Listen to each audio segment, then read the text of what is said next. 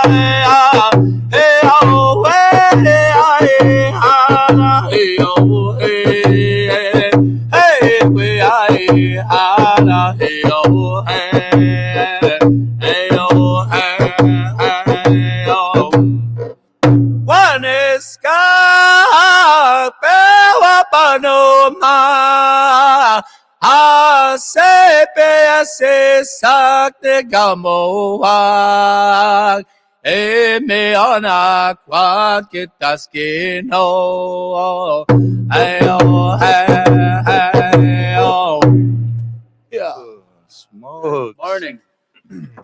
Hoka. I was just ready to. Oh, yeah. I was just ready to pull out my pack of smokes here and start tossing them on you. It's like I had a powwow. I was getting hit in the. I've seen a video like that. Somebody got hit in the face. I've seen that too. Trying to throw tobacco in the face. Oh, blessings. Yeah, man. Morning. Yeah, like That's a sick intro, man. With the song and then to end up with that Sagwe thing Or again. should have even played it while I was singing. Oh yeah, eagles in the background. Yeah. That's crazy, like what it does to like the imagery or the imagination. Kind of a little movie went off in my head there.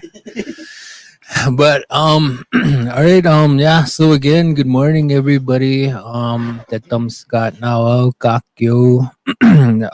We're here with Mr. Tootoosis.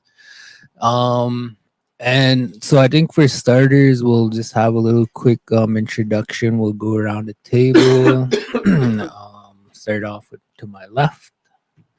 Oh, that's Tally Cardinal Nitigasan. Good morning, everyone. Yogi Sigansik. That's all I have to say today. Go right ahead. I want to know your age, your social insurance number. All those things. You got to share those things. No. To the people. They want to know these things. Good morning. Danse no gumagantik. Nia Clayton Tootoosis and Sigason. It's I'm glad to be here. Today I've been asked to be, on different podcasts, but I've always kind of declined. But I always think that, supporting my own community and trying to be involved here, with such an awesome thing. I've always admired this when I first seen the videos when you guys were first talking about going live. You guys had that sit down here, and I was like, man, that's amazing, because we needed that, and it's supported here within our own nation. I'm just fascinated with it, and I was amazed with it. So I was like, I gotta try my best to support it, any way I can. And sometimes, like, I'll just have it playing in the background, and I'll try listen in every chance, even if it's not a topic that I'm in, particularly keen on. I'll still, I still take the time to listen in, because I gotta support our own people. But anyways, enough of that. So for me, my name is Clayton. I'm from here in Onion Lake. I currently work at the Onion Lake Adult Support Home. I've been there about a year now. Actually, yeah, about a year now. But before that, I worked at the youth care home, the group home for youth. And then before that, I worked in Saskatoon at a group home. So I've actually worked in group homes for about a decade of my life, 10 years. And I've learned a lot about children, a lot about development. Yeah. Yeah, no, yeah, thanks for those comments, like for me, and sometimes me and Davis will have discussions, when we're not on the air, and we kind of question kind of what we're doing, if it's a good thing or a bad thing, or if people even care, or if they're interested or not. And just trying to like go through those motions and trying to just keep ourselves like on the right path, and pump each other up and encourage each other, like, let's just keep going, we'll just keep doing this. Eventually, I think maybe more people will kind of tune in.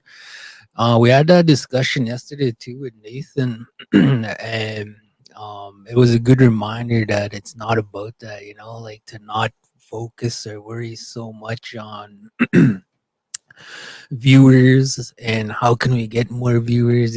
Sometimes me and Davis have those types of discussions, and those reminders are are good. Excuse me. And yeah, and really the original vision with this podcast, when we were like trying to build it and create it, it was like, how can we connect with our community?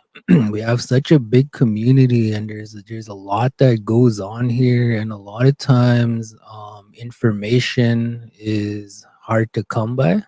So a lot of times we're kind of last minute on being notified or finding out what's going on out there, and we have prior commitments elsewhere. So that was kind of one of the ideas with this. The other part of it was like mental health, again, we have a big community, and we all know the challenges that we face as First Nations people, and the impacts of the underfunding, the social issues that come with that. So when we were thinking about this podcast idea, it was like, how can we connect with our people on a deeper level than just the surface, and kind of how pick them up if we can, picking ourselves up too in the process. So we figured creating a space to have these types of discussions would be something worth trying out. And that's kind of how this whole thing came to be. So it's really good to hear that, and yeah, I just want to say thanks for that comment. Yeah, like when you're talking about how it's an outlet, it gives people the opportunity to share, what they're feeling and what they're thinking.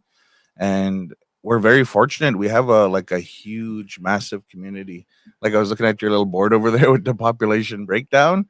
Those are some big numbers. Those are some big numbers we have in the community, and I think that um, giving them that outlet, that avenue to share, what they feel, what they think, because we have a lot of people in this community that are doing amazing things, and this is an opportunity to highlight that. And I think that's amazing. That's the best thing we can do is to acknowledge those that often are not acknowledged, to the degree that they need, and I think personally, I think it's an amazing idea, especially like with the other guests you've had in here, like seeing what they've been doing. Like I didn't know they were doing those things, man. And like I didn't know that was going on in the community. But after hearing them, talk about those things, I was just like, wow, man, we're fortunate, to have all that. Yeah, totally. Like even that, like that's another good point too. Like as far as guests go, and topics, it's not something we have a whole big list. We have a big lineup. We're just like we're open to people reaching out, and that's how a lot of these came about, or else us reaching out. um and I think just for like clarity, I think we all know that there's a lot of good things going on out there, and I think sometimes people might feel left out, or else like we're missing the target. um but that's not the case. It's just like you could only do so much in a day. And so we're trying to line up guests as frequent as we can.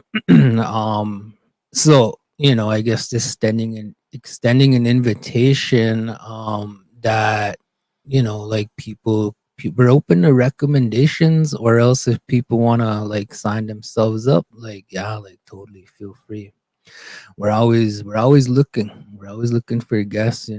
Like even with you, Clayton, reaching out, and us kind of chatting about this idea. And I know Nathan's actually been really kind of um, recommending this.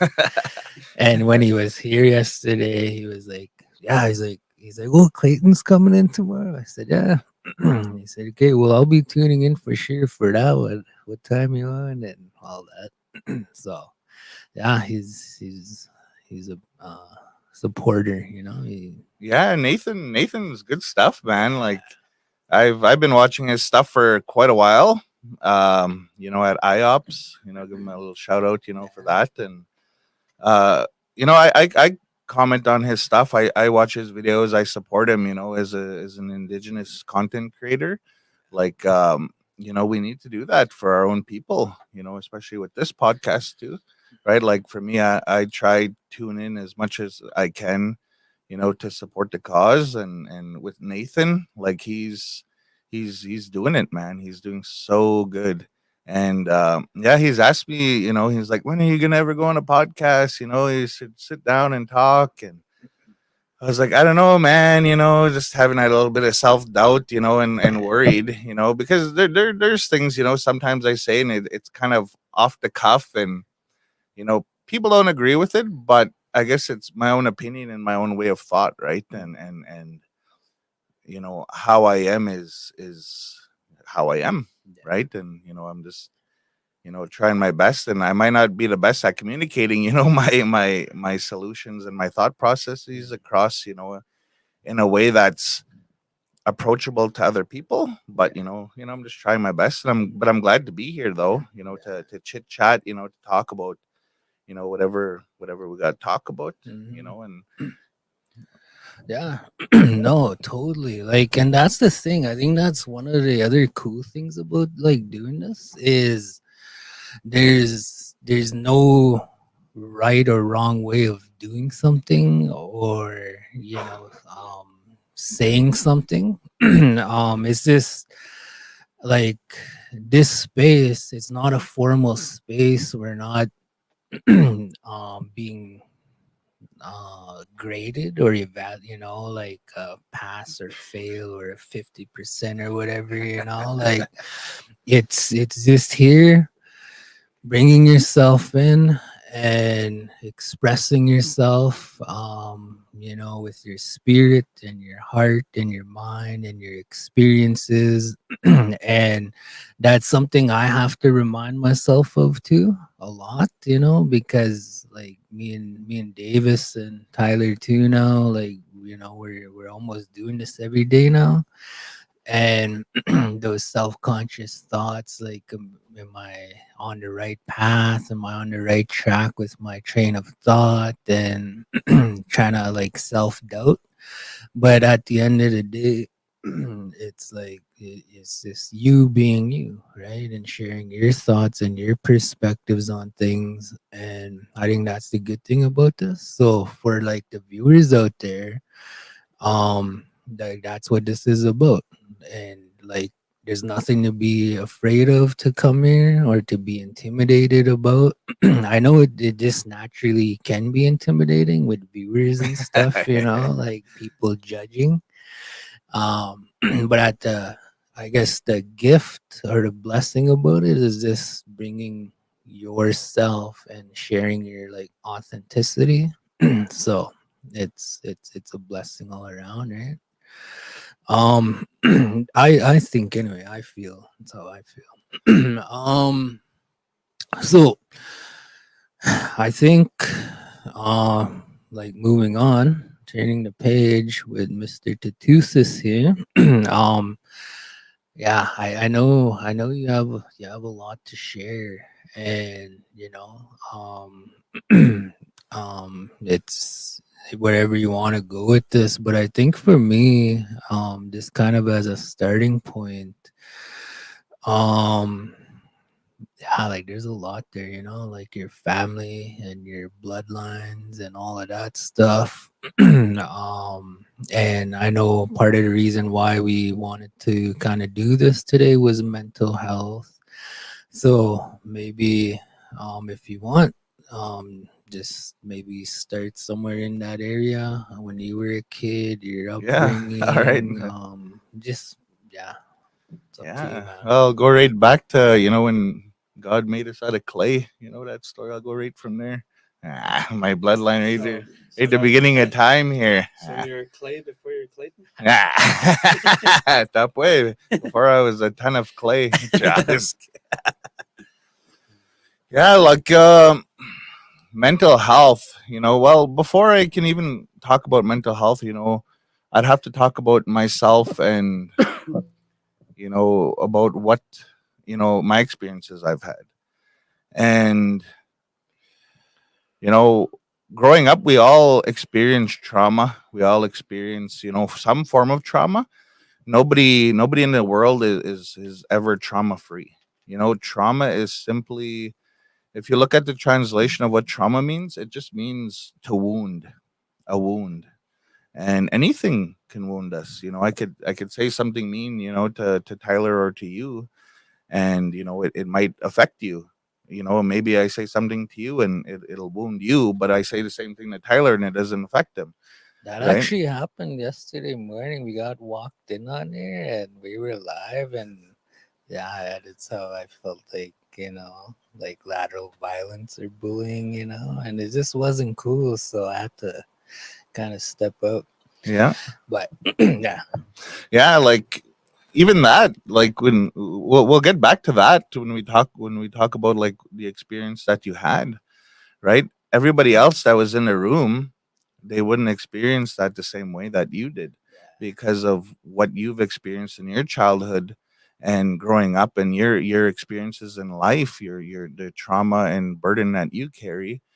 What happened, transpired, it affected you, and it was just something that's there that triggered you, that brought up old trauma that maybe even you don't even know, that you don't may not even know about, right? Could be something subconscious, right? So anyways, for me, uh I lived pretty much half my life here in Onion Lake and half my life in Saskatoon.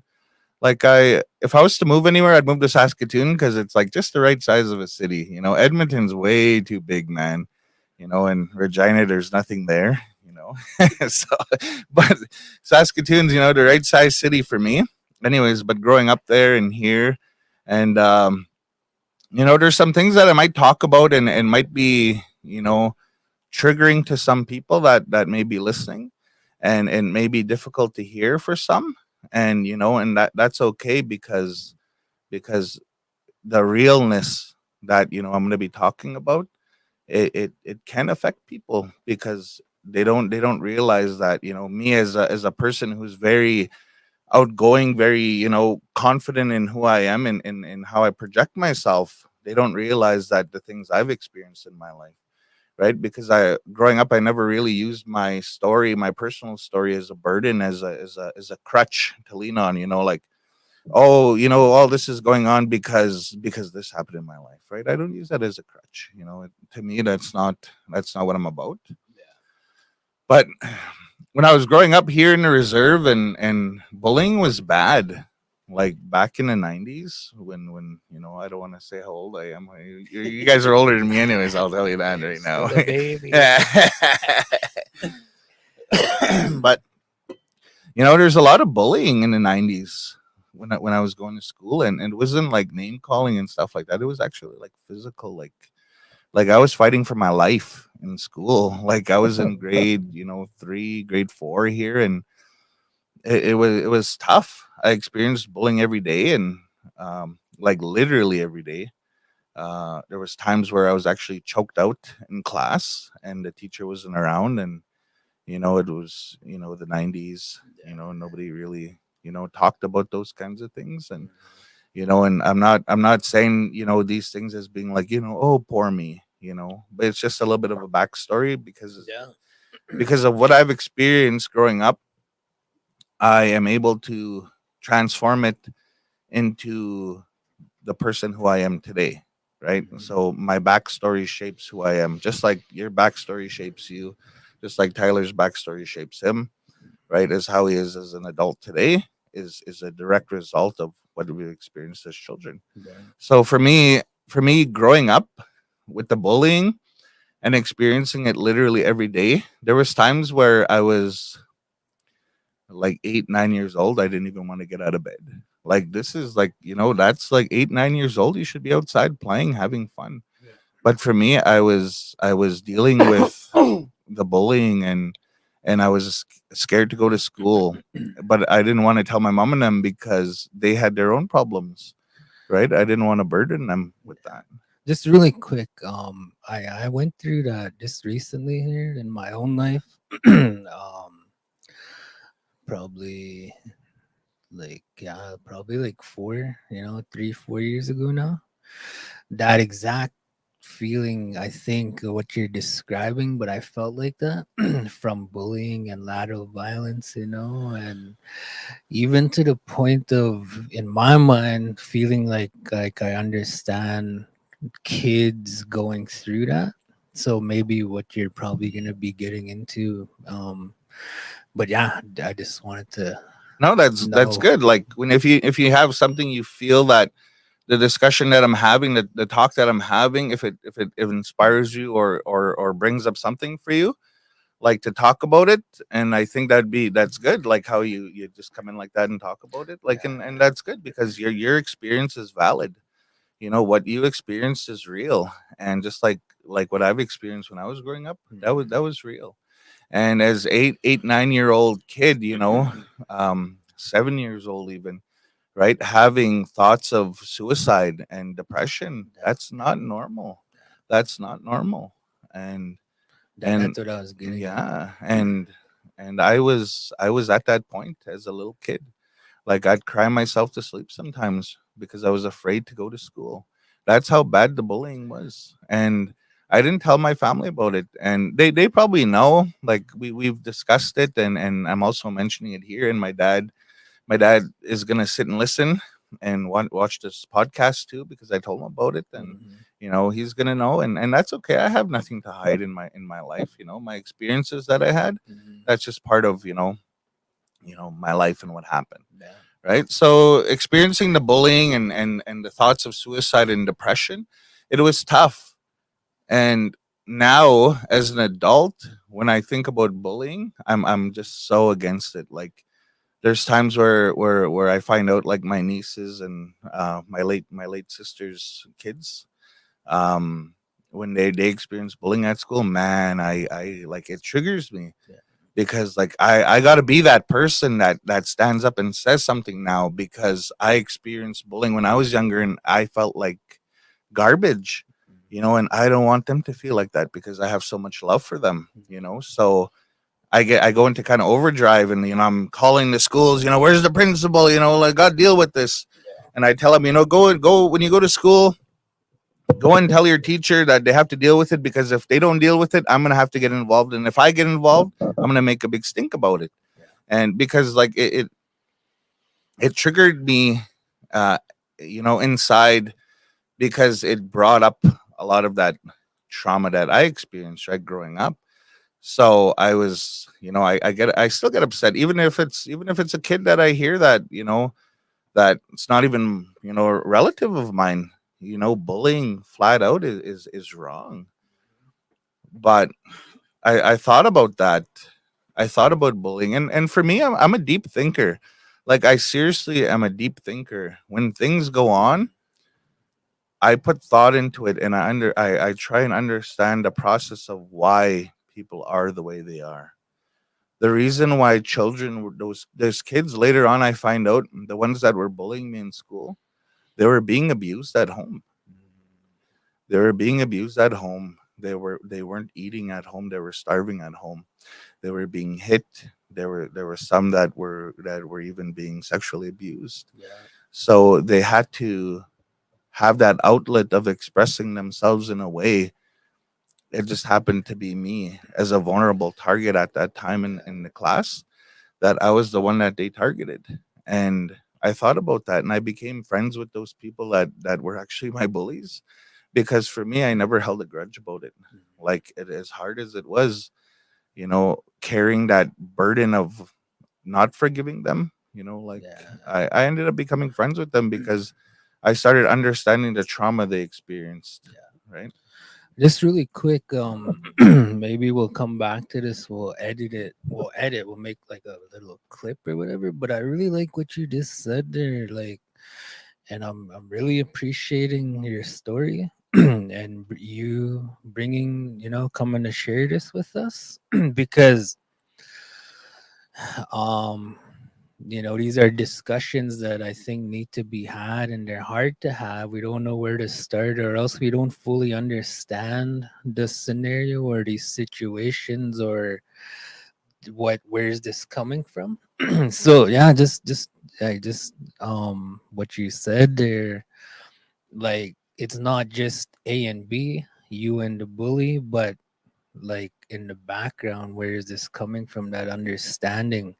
And I think a lot of times for us, just as human beings, we want to react or deal with it right there rather than trying to understand and kind of make the world a better place by understanding. So I just really like that because I'm being educated now, and when I start dealing with that kind of stuff, it's a good reminder to like take a step back and think about like the bigger picture. Yeah, like um it the discussions that we're having right now, it's tough because we have to be vulnerable, in those moments, to be able to talk about our past trauma of what we've experienced. And that vulnerability is dangerous, especially if you're in survival mode, right? And survival mode means that we're unable to think at a higher level of intellectual thought, and we're stuck in survival mode where we're just trying to make it day to day, right? Like, there's times where I'm stressed out at work, and usually I'll listen to uh podcasts or videos on YouTube, and hear what people have to say. But I notice that when I get stressed at work, I can't listen to those because my body's in survival mode. That I'm unable to access that higher level of thought, that higher level of thought process within myself, because I'm in survival mode. And that's how a lot of us are functioning. And when you talk about how how I am able to think about those things without, like, I'm able to look at the whole picture, is because what happens is with human nature in our human bodies is that when we are emotionally involved. So if I'm to say something that gets you upset, that gets you emotionally charged or triggers you, at that point your ears immediately shut off. Because what happens is you go into a state of crisis within your own mind and your own psychology, that you are unable to process the words that I'm saying. So you shut down, essentially. So for me, I'm able to maintain control within those stressful situations to be able to think at a higher level of intellectual thought. It doesn't mean that I'm better, or that I figured it out. It just means that because of the trauma that I've experienced and processed and worked through, right? I've done a lot of self healing for myself, that I'm able to think about these things by being emotionally detached from a situation, because growing up I had to be emotionally detached from certain things that I've experienced. So my so essentially that trauma became a weapon that I could use to increase my level of thought processes, right? So I'm able to see these things that are going on. And like I said, I'm a deep thinker. Like, I enjoy thinking, and there's a risk to that, right? Because overthinking, right, it creates stress and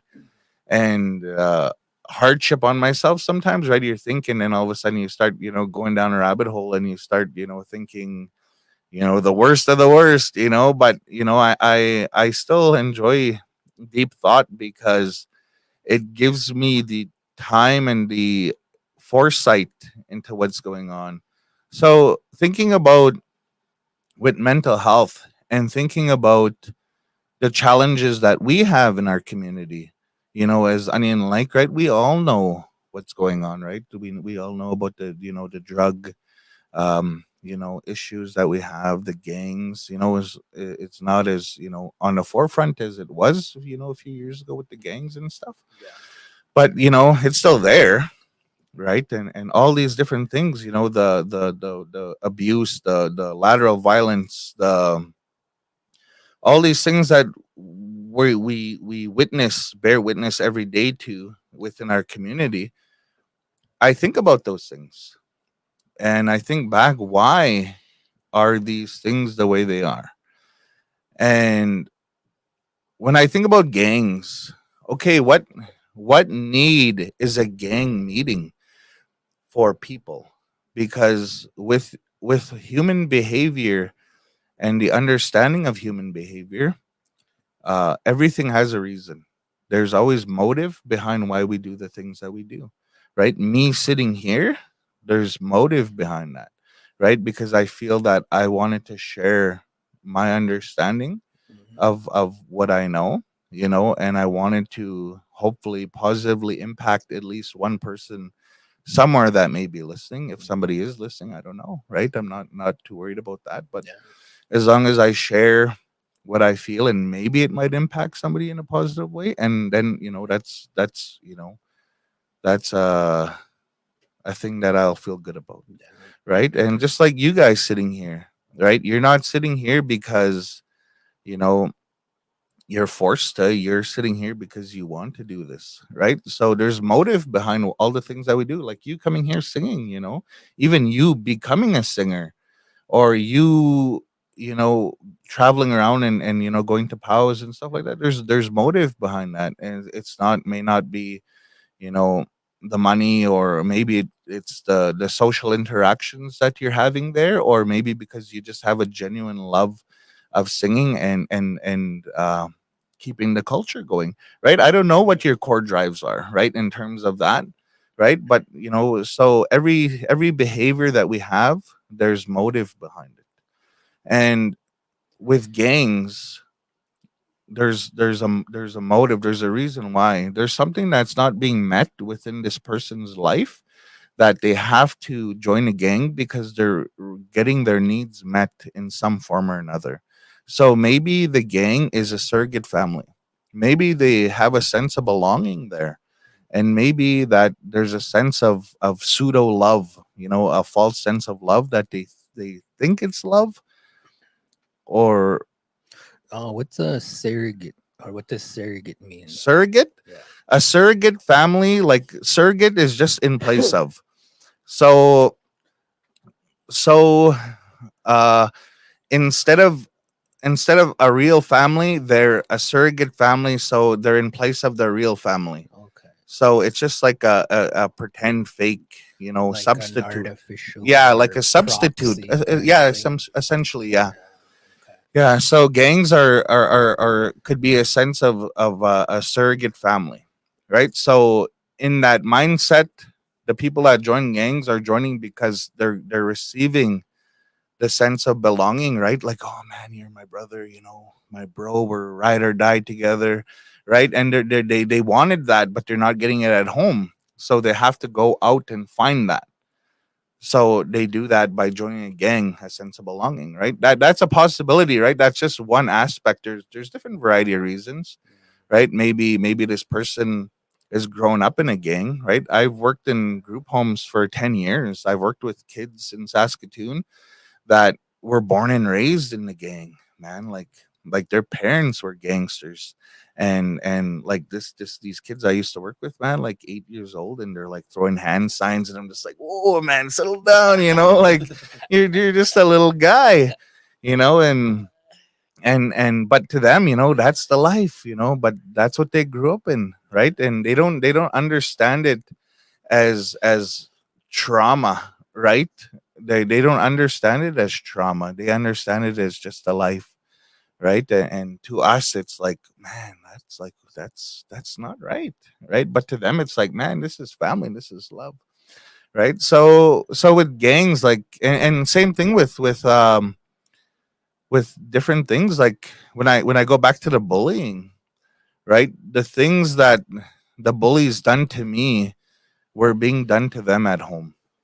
The things that they experienced at home, they were projecting it on me, because they couldn't project it on their parents, right? Because they were small.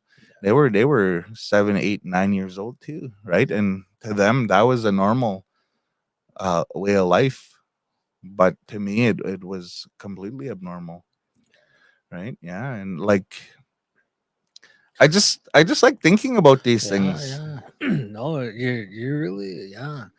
I really like with everything you're saying, like 100%. I'm enjoying listening to you.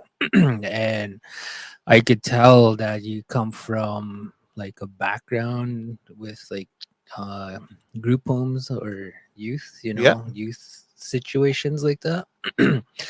Even like life skills and the deep thinking stuff, a lot of what you're saying I think is what a lot of us come across on social media, like the reels, trying to make sense of certain situations, our own traumas and yeah. stuff. So yeah, like I'm relating, I'm following what you're saying like to a T, and it's connecting with me on a deep level, not just on the surface. So yeah, I'm enjoying this, I'm appreciating it, and I think a lot of the viewers are too, because there's like we have a lot of comments, right? So if you don't mind, if you want to go back to the 8 9 years old and kind of what Yeah, took make my way back place. up. Yeah, Yeah. like the thing about me, right, is I try to stay focused on a topic, and then I'll open the door to something else, and all of a sudden I walk through that door, and I don't know how to get back to where I was at. But that's just the reality of how I am, right? And that's what gets me into these thought processes. Like, now that I think about it, why did I think that way? And it's just how it is. But yeah, like getting back to when I was a kid, like it was tough. My parents were alcoholics at the time, and there's things I've witnessed that it used to be really troubling for me. I've witnessed a lot of domestic violence within the home at that time, and it shaped me as a person. Um, and different experiences could have shaped me in different ways, like the domestic violence that I witnessed, and like I told myself I'm never gonna hit women in my life, and I've never done that because there's moments that shape my life that it could have went the other way, right? I could have been like, man, that's awesome, I want to start hitting women all the time. It could have shaped me in that way, but it didn't, fortunately.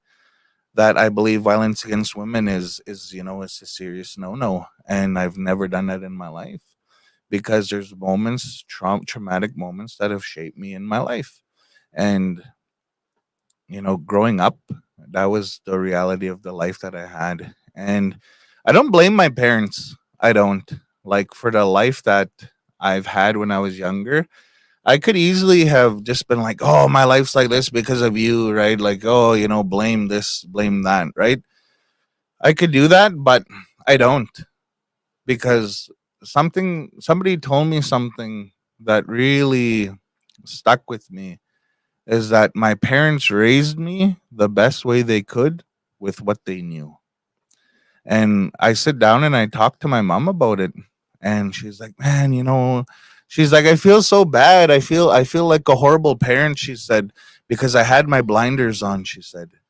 Because when she was battling with her addictions, her alcoholism, that she had her blinders on, just like racehorses, right? When they have those things on, right? They can only, she was focused on her addiction.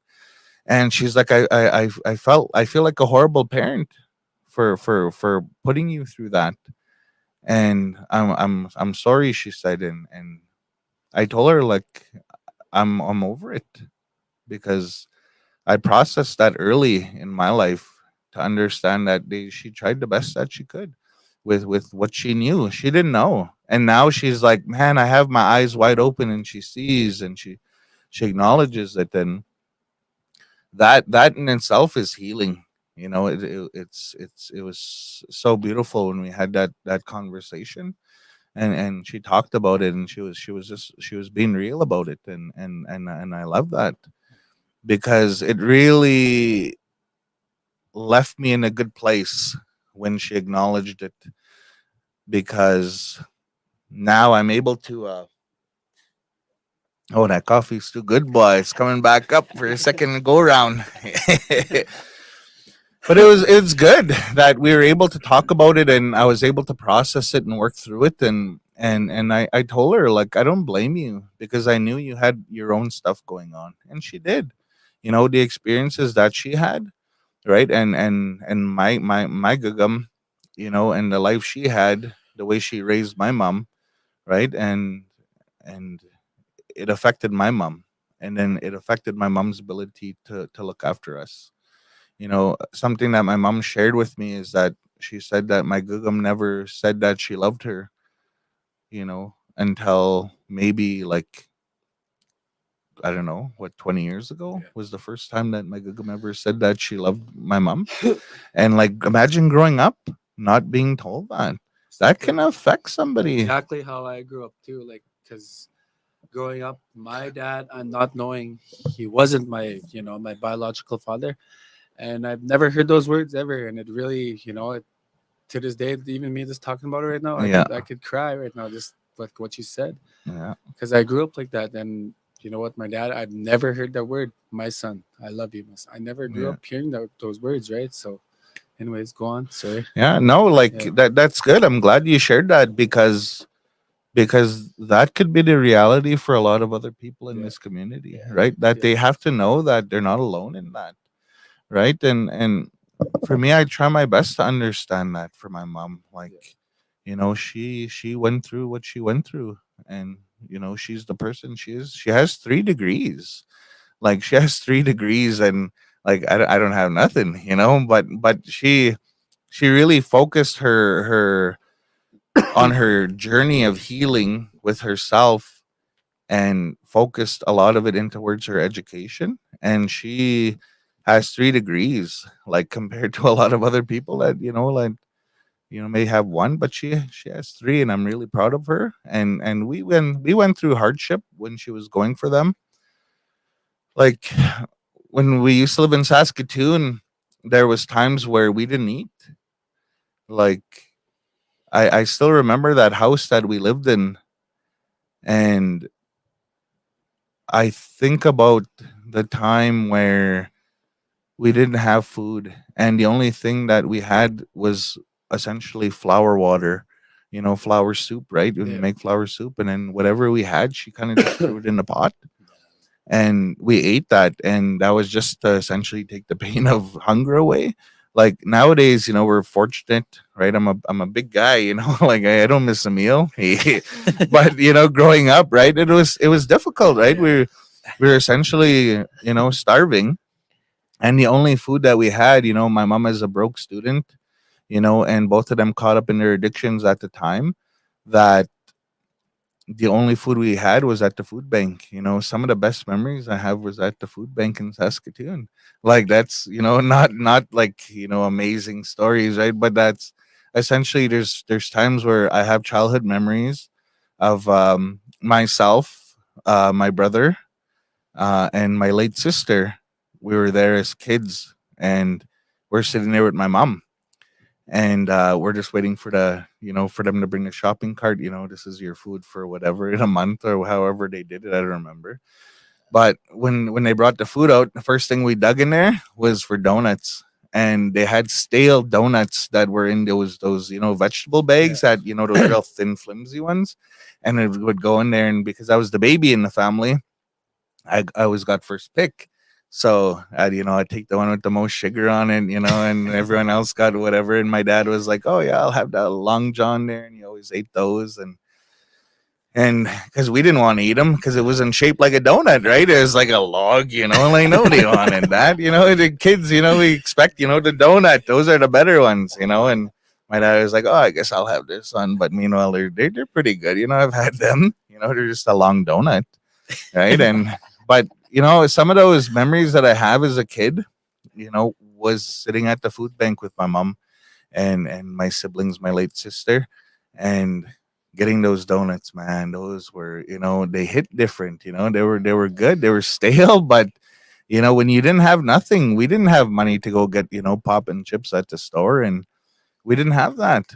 So to us, that was normal. To everybody else, if I was to tell that story to somebody, and they're like, like that's horrible. That's poverty you're talking about. But the struggle is beautiful, man, in its own way. Yeah.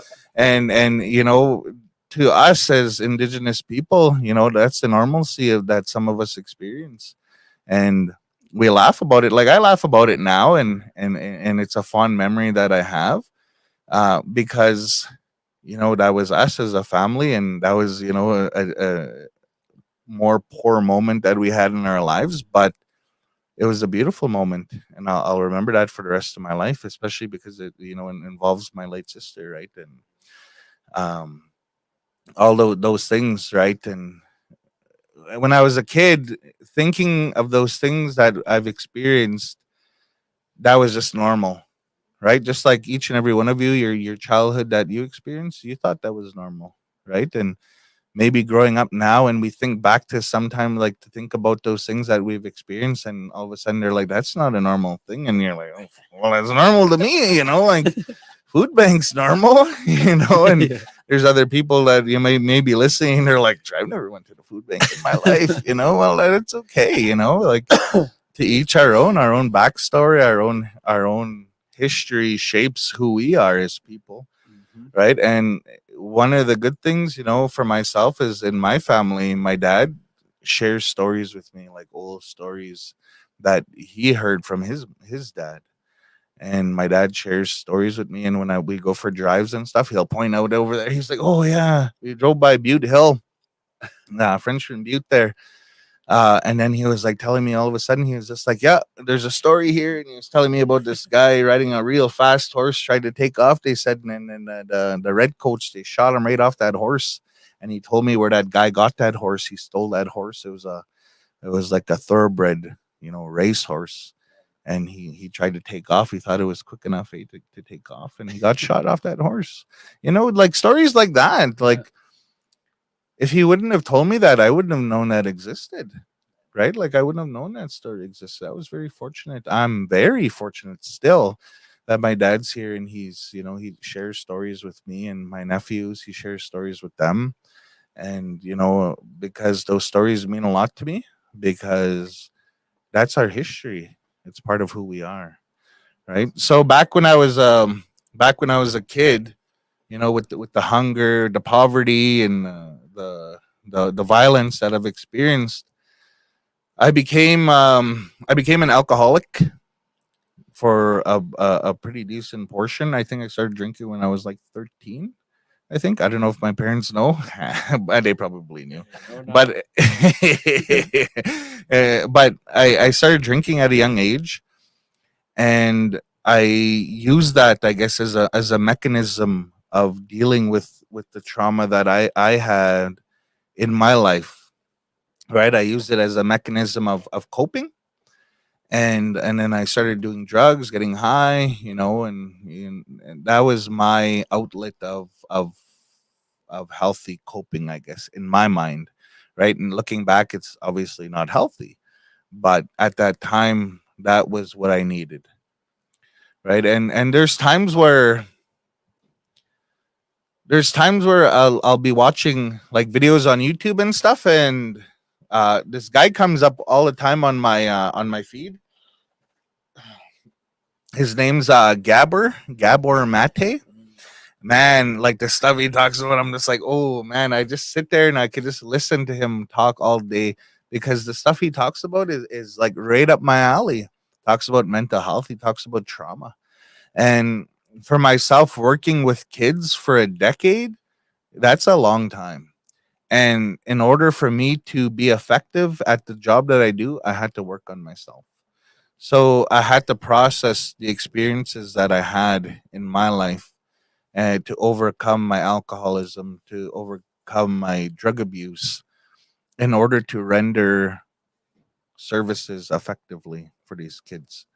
So they actually help me heal and grow the kids that I work with. And the only way I could help them in an effective way, was I had to deal with my own stuff. And I did. And man, I love the work that I did for all those years. For those 10 years, it felt like I've never worked a day in my life. Like I loved it so much. and I still love it. Like if I was to have the opportunity to do work like that again, I'd jump at the opportunity, because working with kids is so fun. Because knowing what I know now, man, like I could effectively understand those kids better, and not project my own issues on them, because that's not effective in when you provide service to them. So, but dealing with my own trauma, my own alcoholism, channeling that into the work that I did, working with the kids, right? It was good. But anyways, to go back to Gabor, he talks about how addictions are painkillers. So by that he means that any form of addiction, so it could be drugs, it could be alcohol, it could be even social media. Social media is an addiction, right? Like if you feel like, oh man, I got to get up and scroll, and first thing I do in the morning is I scroll.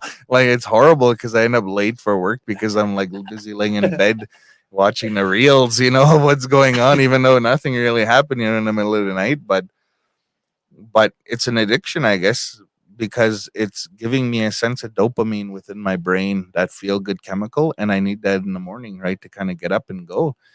So I so with addictions, like there's all forms, different forms. There's people that have food addictions, right? It's a abusive relationship with food, and they use that as an outlet of dealing with their emotional trauma. Pornography, that's another addiction. There's addictions with that. Um, and one addiction that people don't really talk about is an addiction to exercise. Because when you when you exercise, your body releases dopamine within the system, and you feel good after you're done exercising. You're like, oh man, I got that pump going on. You feel awesome. And I know a few people that exercise incessively, but to me, as a person who can think clearly about why people are doing things, in my mind I think they're using exercise as a way of escape, from what they're feeling inside, and that's addiction. Like if you exercise because you had a horrible day, you know that's essentially you're using that dopamine to feel better about yourself because you're unable to process the issues that happened that day. Yeah. Yeah, so like, maybe some people, or maybe even you're that person. That's me. It's a good addiction, I guess, in terms of like, at least you're staying fit and all that, especially in your advanced age. Acting is like I'm really young. Meanwhile, I just have gray hair. You don't zoom in here. Like. See your bugs on there. Yeah, that's dandruff. That's dandruff, man. That's different. Yeah, like there's different forms of addictions, and essentially what he said is that addictions are painkillers, and we use addictions to numb ourselves, and think of like drugs. A person turns to drugs because they don't have the ability or the mechanisms to cope with whatever they're experiencing. Maybe they were abused in some form or another, and instead of processing it, they want to run away from it. So they use drugs to get away. Yeah. Just on that point, like just listening to you speak, and I think I'm just assuming, and I think this applies to me, maybe other people too, but listening to you speak and about your childhood and your upbringing and the impacts of all of that, I think there's a lot of us that can relate to what you're saying, or else have been kind of through the same thing. And I think part of the challenge is like learning to be vulnerable or learning to kind of revisit that path and journey and the traumas that happen. I think that that could be a challenge or the challenge or a big part of the challenge. Like for me, it's that that's it's hard to revisit that stuff and to process it, like you say. Um, and I was just thinking, listening to you talk, like it kind of seems like you went through all of that process and you learned it. And, you know, there's always, you can never learn enough. But I think, yeah, maybe we could talk after, but kind of teaching people to learn to be vulnerable. Like, yeah, I think that would be cool, maybe in terms of helping the community if they tune in and listen and start picking up Yeah. like techniques or strategies or whatever, you know. So Yeah, like when you talk about being vulnerable, imagine, like in medieval times, right? A knight, right? They have this shiny armor on, right? Why do they wear that shiny armor? Well, why do you think they wear that shiny armor as knights? In medieval times, why do you think? Like, I want to hear your protection in protection, right? battle.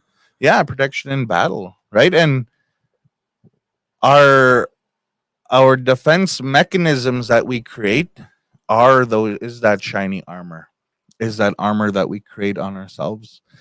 So that means you have to understand yourself to a degree to know what your defense mechanisms are. So if you were to ask me something difficult and you triggered me, I could respond by shutting down, by running away, or by trying to fight you, right? Like getting into a verbal argument by, like, if I'm loud enough, this guy's gonna quit asking me questions, right? So let's say Fraser asks me a question, right? And it triggers me. So my defense mechanism kicks in. So I have to protect the integrity of myself and my well-being. So I'm gonna try and scare Fraser away by yelling. So all of a sudden I start getting triggered and I start yelling. So that's why you see people that, when if they get triggered, they start yelling and arguing and fighting. Verbally fighting, verbally jousting, because that's their defense mechanism. Because in the environment that we're raised in, it created those defense mechanisms. So it starts when we're children, actually.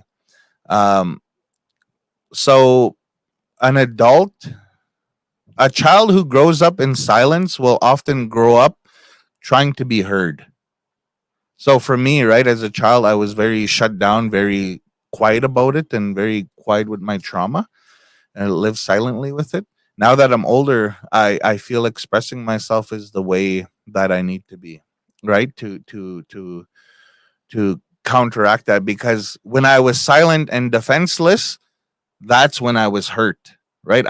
When I was silent, I was bullied. So now, in order for me not to be bullied, I have to be loud. I have to be heard, right? Because when I was silent and shut down, I was being abused and hurt, right? So now I have to become the opposite. That's my defense mechanism, is by being able to talk and to be able to communicate, because that's going to prevent my future abuse. Or people in the other way, they grow up in households where there's constant yelling and fighting. So they tell themselves, like Donald Trump is an example of that. He says that himself, that when he was growing up, that his dad was essentially like a psychopath. Like, you had to fight for his attention. You had to, like, essentially cut each other's throats to be heard in that household. And that's why the way he is, that he's just very brutal, because growing up in that environment, the fight, survival of the fittest, that's how he is as an adult.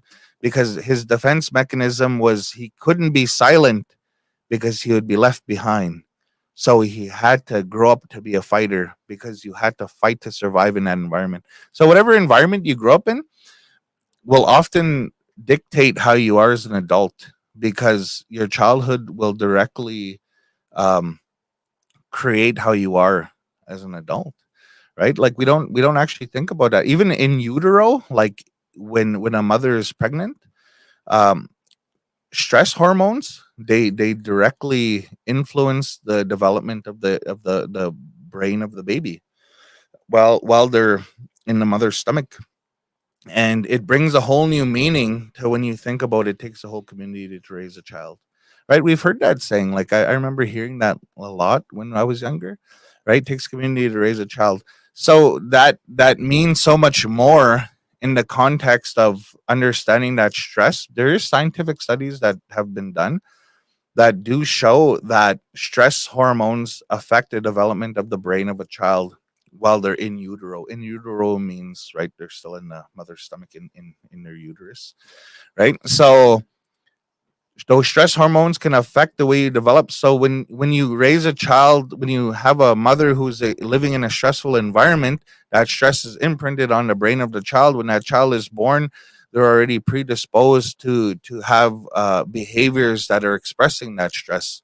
And then growing up in an even more stressful environment, it shapes and molds the brain in a way that it expresses itself as manifestations of stress, like they may have anxiety disorder or the inability to cope, and it leads to a lot of mental illness with a lot of people because of unresolved emotional trauma and stress that they've experienced as a child.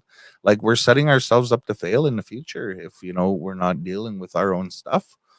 And I I think about stuff like that. Like people don't think about stuff like that, they're thinking about other things. But like to me, like the way the brain and stuff like that, it's really something that fascinates me quite a bit. Yeah. And when I think about like going back to addictions, right, as a painkiller, when I think about trauma, so the way the brain works is essentially like wiring. So let's say there's like wire right here, right? Like this one's more better on the mic, like how it's wired this particular way. That's the way the brain works. So the brain will fire boom, boom, boom, boom, come through, right? That's the way the brain works. That's a thought process right there. One thought. Okay. If there's stress associated with that thought and it's activated, and whatever emotions that are attached to it will be triggered in the body. So when I think about the food bank, right, like starving and all that, the poverty. When I think about that, right, I have fond memories of it, right, because that memory that exists, what's holding on to that was feel good emotions. Those feelings of caring and love. They were attached to that. So when I think about the food bank and I think about the stuff I experienced, at the food bank, the memories that I have, when that memory kicks into my brain, it's releasing dopamine within my body because I'm feeling good thinking about it. Like I feel actually pretty happy about it. Like it's good. But think about this now in the other aspect, in the other way to think about it. This memory here, what if it was abuse? And what's attached to it is fear and hurt and pain and tears and all the negative things you can think about. Imagine it's associated with that. So, and then when I trigger you, I say something to you, and then all of a sudden it triggers that memory. Well, what's attached to that memory? That pain.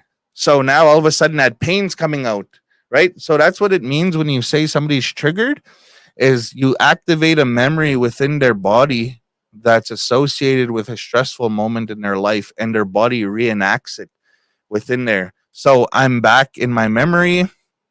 I'm at the traumatic event again. I'm reliving it within my body. That's what it means when somebody's triggered. So if I was to say something that was associated with a negative or hard time in your life, when I trigger you, those emotions that you felt at that very moment when you experienced it, they're going to come up again, and it's going to be hard for you. And that's the thing, is that you have to be able to deal with those things now. So for me, very few things trigger me, because when those things came up, I dealt with them at that time. And that was healing. That's what healing is that you release those emotions that are attached to your hard memories by reprocessing and dealing with those things. I've taken counseling. I've been in counseling. Like I have no shame in that.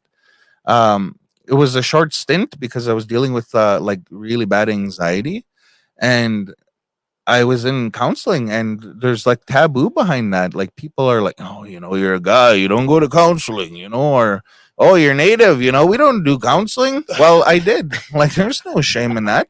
Yeah. I'm a better person for it.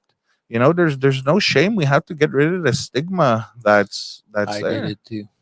That's good. That's awesome. I think more people should do counseling because it's I know a few people that are in counseling, and they're like, man, it's hard, but it's good. And I'm like, yeah, man, like, I know, I've been there.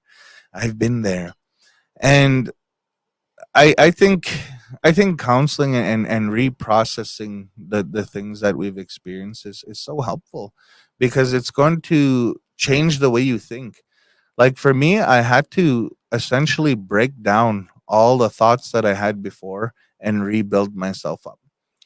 And that's why I am the person I am today, is because the experiences that I had, growing up. And we all have our own experiences. And you guys are the way you are because of the experiences that you've had, right? And that's the beauty of life, and I just find it fascinating, man, the brain and how we can process those things and work with those things and trying to understand trauma, because if you understand your own trauma, you're able to understand people better, because the experiences I had are human experiences.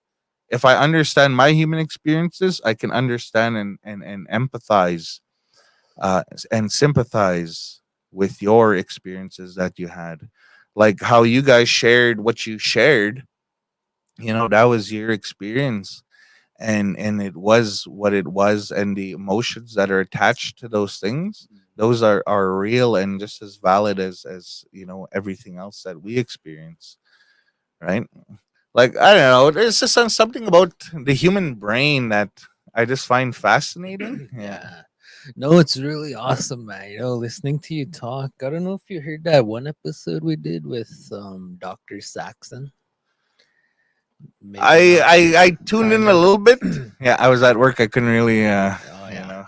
Yeah. But anyway, and you probably chat with him whenever you see him, or you guys. I've met him once, but Okay. listening to him talk, man, he was like, I was just like, man, I wish I had a degree to do like that kind of stuff. Yeah. Like, oh man, like clinical psychology. Yeah, yeah. The reason why I'm saying that or bringing that up is because a lot of what you're saying reminds me of what he talks about like that.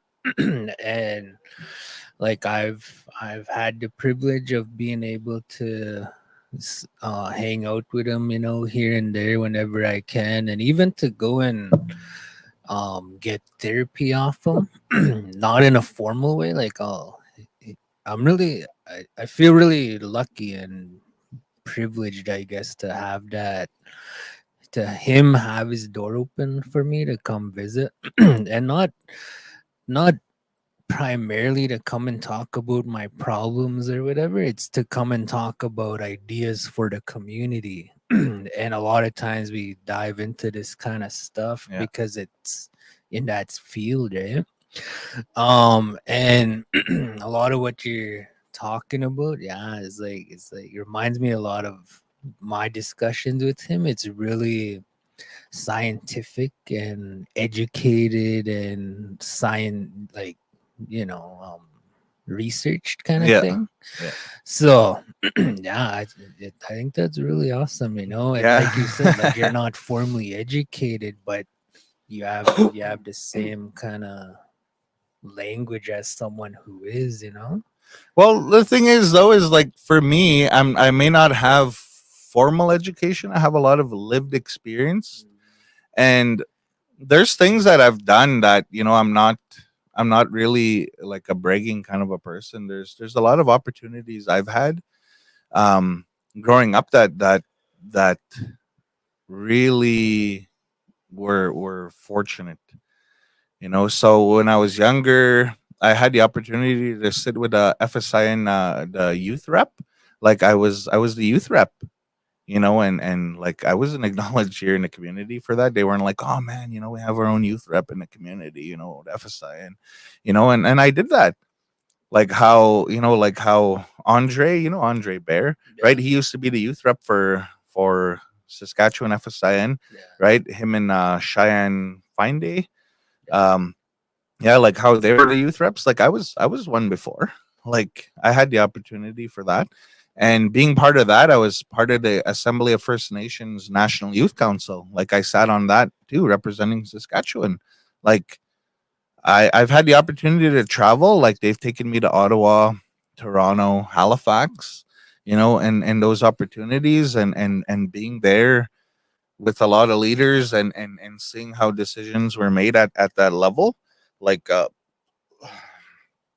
I've had a lot of good experiences like that, having to be part of that. I've been part of All Nations Hope Society out of Regina, which is the leading Indigenous HIV and bloodborne illnesses organization in Canada.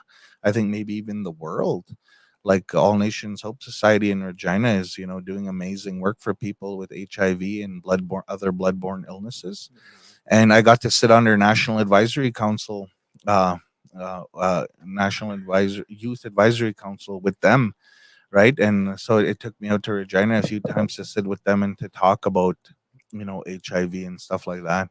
Like I've experienced and I've met people who have had that, right? And like for me, I'm thankful that I'm not positive with HIV, but I do know people that do have it, and it's a burden that they have to carry in a lifestyle change they have to create, right, for themselves to live a long and healthy life, right? And so I got to do that. And then another thing, the most recent one was probably I actually got to sit with the Mental Health Commission of Canada.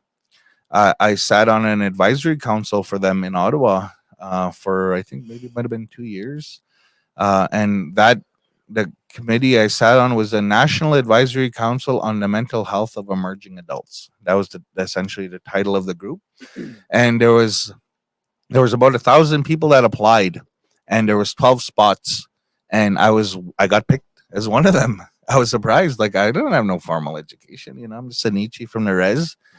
Starving Nietzsche who had to go to the food bank. All of a sudden I'm sitting on this National Advisory Council, with a bunch of these, people in Ottawa. And, I went there and they flew me out there, and I went and sat in their boardroom at the MHCC, the Mental Health Commission of Canada, their headquarters in Ottawa.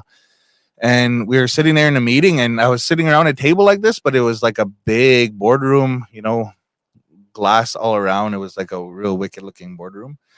And we sat there, and all these other 11 people that sat there, they were all leaders in their fields. Like they were all PhD, like clinical psychologists, and masters of psychology and masters of child development, and like all of these people had like just accolades. Like they're like, oh, when you write my name you got to write doctor in front of it, because I'm a PhD, or some are actually like practicing physicians, where they're actual doctors. And I had the opportunity to sit with them, and I don't have no degree. When you write my name, you write junior at the end. That's all I can say. Right? Like that's the truth. But I sat there and I was just like, man, I'm out of place. These guys are like leaders in their fields. And I sat there like with my head down, and they were looking at me, and they started talking their, psychology and their big, Western psychology words that they have, and this and that. And I was sitting there, and I kind of didn't know what to think. And they were going around the table, and we did introductions, and I happened to be the last guy. I don't know why. It was probably because I was an Ichi, or because they're like, oh, let's save this guy for last. Let's save Junior for last. Yeah. So, so they go and introductions, and they're like, "Oh yeah, I'm got 3 degrees, got a master's in psychology." All these guys, I'm like, "Holy shit!" I'm just sitting there thinking, like, "What the heck's going on here?" Like they ambushed me, You're gonna take my scalp. But anyway, so I'm sitting there, and it finally comes to me, and then I just put my head down, and they're like, "Go ahead." And I was like, "Well, to be honest, I feel out of place. I acknowledge that awkward feeling that everybody probably had in the room." And I acknowledged it, and I told them, like, I confronted it right then and there, and I said, I don't have a degree. I don't have the Western education that you have, and I feel that my opinion might not be as much as other people, because each of you are doctors and you have master's degrees, and I have 3 years university, and I got RTD'd. Because I'm too dumb. But I acknowledged all that. I when I sat there and I talked with them and I acknowledged it, I just pretty much called it straight out. And this one lady, man, she was like awesome. This Munia woman, this older woman, she had her master's degree in psychology, and she was like, you're dumb. No,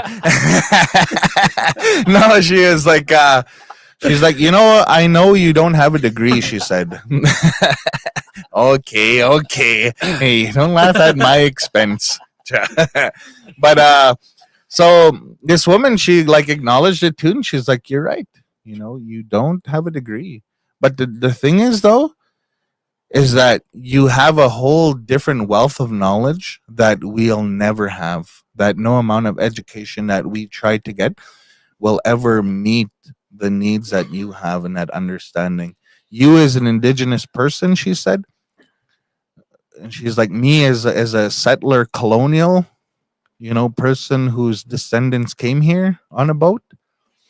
She said, "There's no way that I can compete with your knowledge that you have as an indigenous person and an indigenous perspective of mental health." She said, "What you have is more than any PhD that I have, or my master's degree that I have, or anybody else here." She said that your lived experience that you have as an indigenous person in these lands is just as valid and is probably even more so important here, and your opinion will be heard, and it'll mean so much more than what we all have to say. And I was just like sitting there, I'm like, oh my goodness, this woman really knows how to woo an Indian.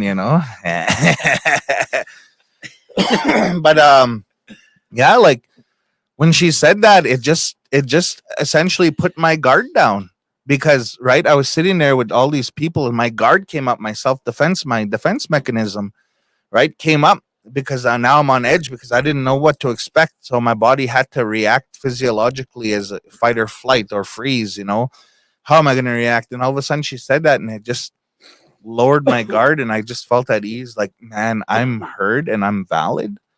And when she said that, I was like amazed. And these are people from all across the country. Like there was 12 of us in there, and out of 1,000 people that applied for that, I was picked as one.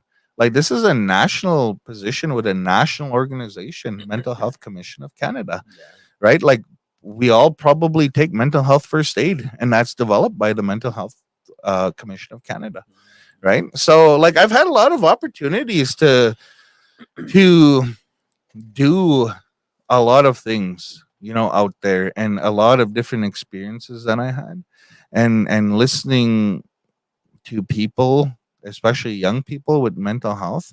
Man, like if I could talk all day to kids about mental health, and even not even talk to them, but listen to them, because that's what they need, is they need people to listen. They don't need people to tell them what to do. They need people to listen first, and then we could guide them, right? Yeah, just really quick. But just on that note, um, like I think there's a lot of missed opportunity to recognize people like that, that have done something, or seen certain things, And something that I tried to introduce with this program is like role model recognition. And um yeah, I'm looking for help with that. And I think you would be a good person, like just because of those experiences and realizing the opportunities. But maybe it's something we could talk about after this. Maybe teaming up. Yeah, yeah, for sure. Yeah, and we could like create a budget and some incentives. And like what I was thinking was like a banquet or something like that, something nice, something classy, where we recognize these people in the community and their achievements and the work that they're doing. And maybe have a like a grand prize for that event, like say an Oilers game or something. But what I was thinking is like having it, I was thinking originally like having it once a month, but that's too much. So now I'm thinking maybe like once every quarter or else twice a year, something like that. Like something around Christmas to have an event like that. So just something to keep in mind. It is something I have on my work plan. I just haven't been able to get it out. Like I need help in that area for that same purpose, to recognize people in the community doing all these awesome things. And like another part of it too is like with the podcast, and podcasting about it and talking about it. So yeah, it is something on my radar. It is something on my to-do list, and I do need help. So just something to keep in mind. Yeah, like I'd be down for that. Any kind of work that involves, bettering the community, I'm all for. And all these past years I've been wanting to volunteer for like summer games and stuff, and I finally had the opportunity this past year and coach the under 13 soccer. Man, those boys are crazy, man. The things that they say and they're doing, and I don't know, they're talking about skibbity toilet and all that. I was just like, I don't know, I don't know, dude, that's young people stuff. My daughter always says that too. Skibbity. Yeah, I don't know. I gotta try and get with the times. I don't know what the heck, but yeah, it was like amazing, and I had the opportunity to talk to the kids and to try and be a motivational coach and trying to help them and also for them being far away from home, right? Larange is a long ways, like for some people. I remember when we went to Larange back in what 2001, I think. Like I went over there and it was hard, right, being away. And me, I was fortunate. My mom and dad, they came up, right? But there's other kids that go that don't have relatives that go, right? And it was hard for them. So I had to talk to them, about stuff that they were experiencing in that moment, right? Like for me as an adult, I have to be a kind, caring adult. I always think about how are these children experiencing me? Like, are they experiencing me as a mean person? Are they experiencing me as a dumb person? Are they experiencing me as a violent person? Right? When I'm around kids, I always try and be on my best behavior. Right? I try not to swear. I try not, like I swear, right? Like majority of other adults. But when I'm around kids, I try not to because I want to be a positive role model for them. Because sometimes they may not have that in their lives, maybe not at home. And it's tough. Like as adults, we have to be that. We have to be positive role models. We have to be that for the kids because if we don't stop the historical trauma, if we don't stop the intergenerational trauma with ourselves, it's passed down to the next generation. And then I failed as an adult. I failed as a human being because I refused to deal with my own trauma or the trauma that has been passed down to me. So essentially, it's stopping that cycle, right? Breaking that cycle.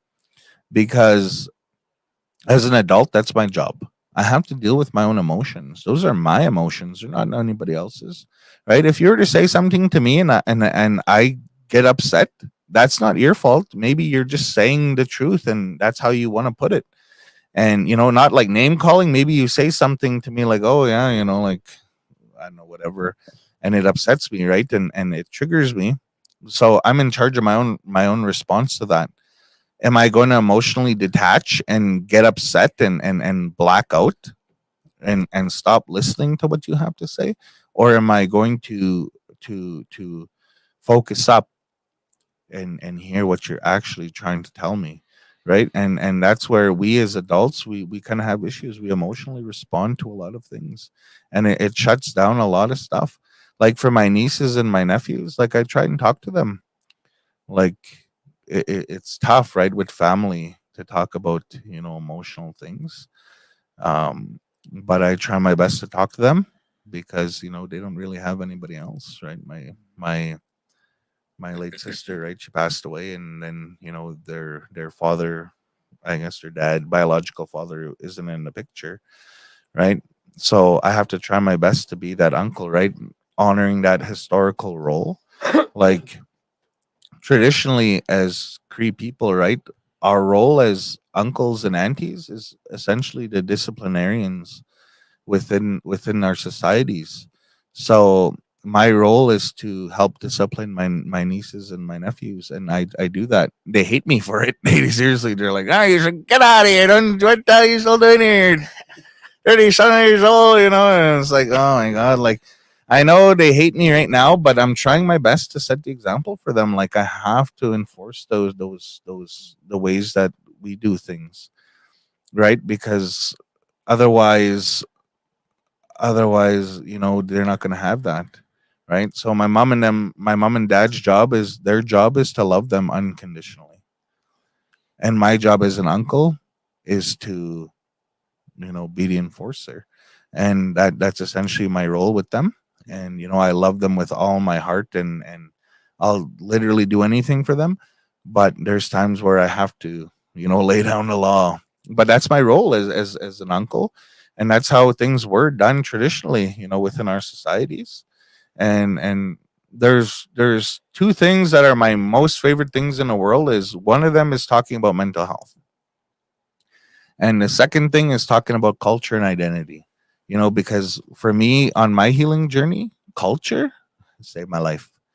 To be honest, if I didn't stumble across a Sundance and participate, I don't think I'd be alive today, because I was on a dark path, and it eventually got to the point where I was buying a 26 ounce of Everclear, like that's how that's how bad it got. And I still wouldn't even be, I'd still be walking around normal and stuff, because like you get to that point, right? It starts being your normal. You drink yourself sober, and that's how it was for me. And but it was because of the culture that it essentially saved my life, because I wouldn't be here today. Like even that's why I grow my hair.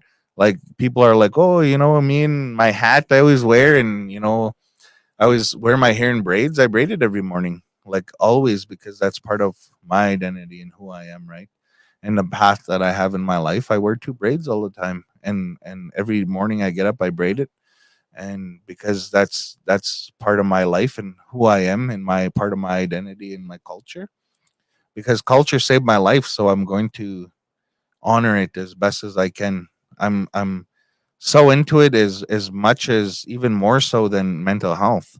Like but mental health, like for me, is everything starts there.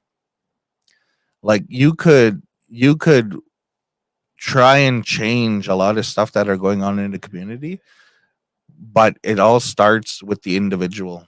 Like you can come up with different ideas, like the solutions of the world, like solve all the problems in the world.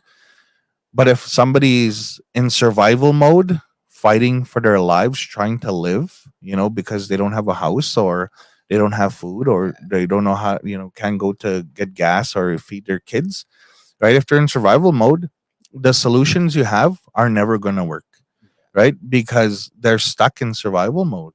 And that's what a lot of our people are doing. They're fighting for their lives, and they may not, say it.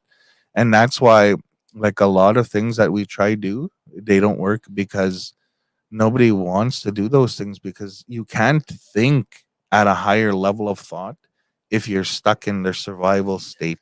And I know that because that's a human experience. We all are uh, subjected to that level of thought, that survival mode. You've all been in that. We've been in that. I've been in that.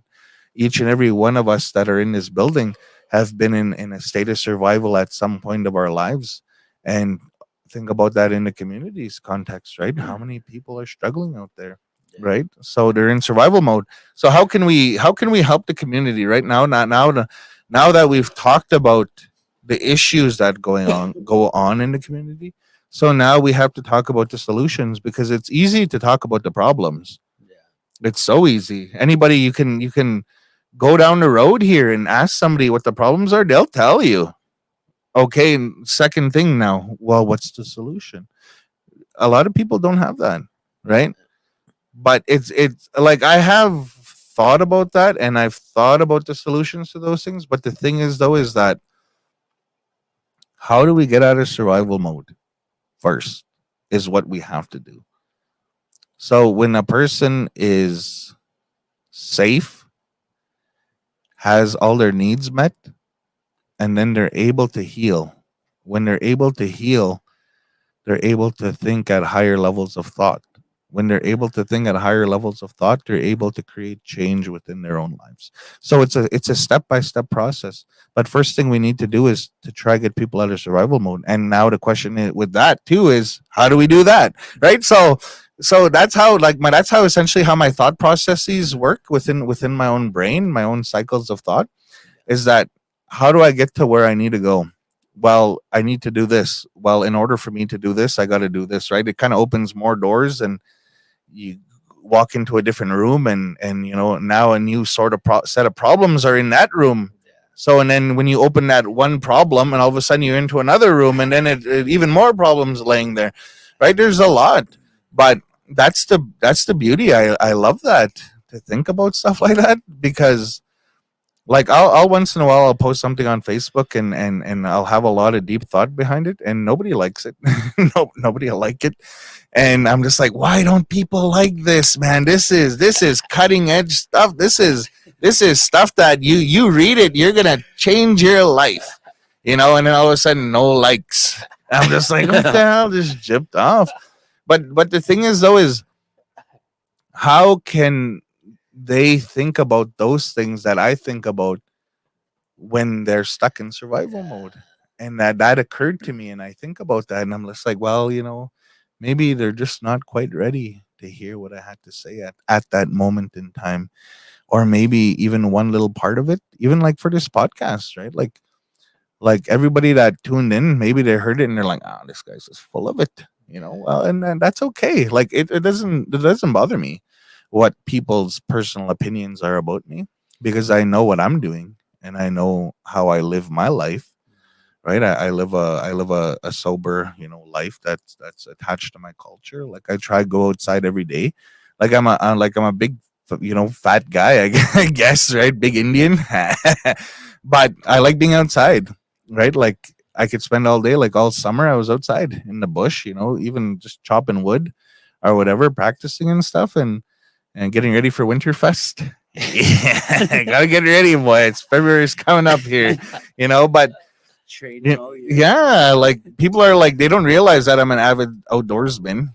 Like they think like, oh, this guy just posts BS all the time on Facebook, right? But I do a lot of stuff, but it's I'm not that kind of a guy to be like, oh, look at me do this, look at me sitting in a sweat. It's black picture. Hey, my sweat lodge Your selfie. eyes. My teeth. Just eyes and teeth. Yeah, like I don't know. I put a lot of thought into a lot of different things, and I really like it, and being able to talk about these things is awesome, because like I said, right, not everybody's gonna listen, right? And that's okay. Maybe one person will hear something, and it's going to be like, whoa, man, like he said that, and that just stuck with me. Like your last comment there. Look. Talon John Saddleback. Oh, yeah, we could put it up there. Right on. I just learned about the disciplinary aspect of the aunts and uncles, so there wouldn't be resentment towards mom and dad and indigenous stuff. Yeah, definitely. That's true. That's why. Because the relationship between the mother and the father with the child is they were to be unconditionally loved. They were to love the child. Right. So the role of disciplinary, right? Because you don't want to fracture that parental relationship with their child. The role of the uncle and the auntie was to be that disciplinary, because they had to be strict, because if you fracture that relationship, well, the auntie and uncle are still going to come back regardless. But imagine living in a house, in a home with a fractured relationship between the child and the parent, right? That's going to be something else, Yeah. right? But a fractured relationship between the uncle, auntie, and the child, well, they're going to go back to their house anyway. So that's okay, Yeah. right? Because they're not in constant contact. So that's why, like, I'm glad, like, I'm thankful for that comment that was shared there, because that's the reality of it, right? I didn't, go too deep into it, but that's essentially how, like, our societies, we all had different societies within our, structures. Yeah. Yeah, just before I forget, what you kind of highlighted there before this discussion, like the survival mode thing and solutions for the community. I spend a lot of time there with my thoughts, trying to, how can we connect with the community? How can we heal our communities? How can we change the environment? How can we change the direction we're going or the situations that we're in? And I think a lot of times, like speaking for myself, solutions and like trying to offer programs, and then I think we all see it, like attendance is really low, and like a lot of times we're kind of running into a brick wall or spinning our wheels with resources even, and it's not making a dent in the whole situation. So I think maybe, I don't know, we could talk about this later too, but like off the air and try and brainstorm Yeah. ideas, but um like shifting our focus, because I think right now our focus as departments and staff and decision makers and stuff is like the high level solution stuff, like treaties and identity, but like you said, survival mode, you're missing the target, because it's hard to think at those levels because you're in survival mode. So I think um shifting our focus to that, like on a personal level, and so maybe we could brainstorm ideas around Yeah, that. like, I think that'd be good. And when you were talking there, I was kind of visualizing, like, I'm a visual kind of a person. Like, I'll kind of go on a little tangent here, but like when I was going to school, university, right? It's like essentially like, here's the book, go home, read, and then come back and be ready for the discussion. Right? For me, it's difficult because learning, right? Reading is tiring. I used to have to read a book 5 times for it to click. But being as an indigenous person, within our blood, it's within our blood to learn as hands on. So if somebody was to talk like this, like even the discussions we're having, I'm learning something from you, because I learn through that way, through the auditory oral histories, or talking, right? And that's the way our bodies are programmed as indigenous people. It's in our blood to think in that aspect, in that way. So like for me, university, if I was to ever go back to university and try to get a degree, I would need to get maybe audiobooks or something, because reading, the words just aren't sitting with me. But if I was to do audio, maybe I would learn, because that's the way indigenous people learned for thousands and thousands and thousands of years, right? So that was part of, who we are as people, right? But anyways, getting back to what you were talking about, the approach of how we create that, change, that process of change. um what I was visualizing was, uh I'm just still visualizing it in my head, because like I kind of went on that little tangent to kind of give the backstory to the visualization, and that was probably, a little, for no reason. I like to duck for no reason sometimes. But to get back to like how I was visualizing that when you were talking about that modes of change, is that I visualize it in terms of us as individuals is essentially grabbing somebody's hand and bringing them along. Like if you can imagine right now, people in our community, they're standing there with their eyes closed and they kind of don't know really where they're going. So your job as a person who's trying to create change is essentially to grab their hand and lead the way. Like I have my eyes open and I kind of have the direction we're going into. Let me hold your hand here and lead you. And then eventually they'll open their eyes and then you can let go and then they're going to just keep going on that journey of healing. So it's essentially you need to kickstart people. And like for me, I love to be outside and to go hunting and to go do all that and to go, I recently powwows. Like just started dancing this year with my using my late uncle's regalia, which is like I'm so happy because I'm going to San Bernardino. Anyways, like that's on the agenda for me. Yeah, I just got confirmation yesterday, which is good. So Nice. San Manuel Powwow or whatever it's called. Yeah. Yeah. So I'm gonna go check it out. Um, anyways, to get back to like when we're leading people, um, for me with the outdoorsy stuff, like I try and pick up people that I ask them, hey, you guys wanna go hunt? They're like, yeah, let's go. Just back roads. And the beauty about Onion Lake, right? We got all this space, so much space. You can go hunting and whatever. And we need a like a legitimate like firing range where we can actually like there's not just that one dirt hill that everybody been shooting at. But anyways, like I try and invite people because I want to teach them life skills. I taught a few young people how to properly swing an axe because I watched them swing an axe. I'm just like, oh my god, you're gonna cut your foot off. Like, don't do that. Like, and I let them use and I had a little like it's called a boy's axe, and it's essentially just like a small little axe, like bigger than a hatchet, but not as big as like a full axe. Yeah. And they were using it, and they're just like, like I'm like, oh my god, it's gonna take you 20 years to cut down that little tree. Like they were cutting down that tree like this, like a small tree. And so I taught them like proper technique, how to do it. Right. And then so the next time I seen him, I brought out my axe. I have a 36-inch axe handle with a 5-pound head on it. And this thing you need muscles to swing that. And that's my felling axe. And I was like, okay, let's see. And then they tried to swing and they're like, no. And I'm like, okay, let's stick to the boy's axe because you can't swing this, this my big axe. Right. But I'm trying to teach them skills, right? Like even like rites of passage, when you kill an animal, like how to do it properly and the processes of the protocols of what you do when you first take a life of an animal. We do those things. Like I don't post about it like, oh, I just took so and so out for a rites of passage, like it's part of who we are, right, as Indian people. And it's my job as now that I'm older to try and carry on and pass on the knowledge, because all the things that I have, like my vehicle, my phone, all these things, if I die, it's just going to go in the garbage, right? Or whatever. And it's eventually going to disappear.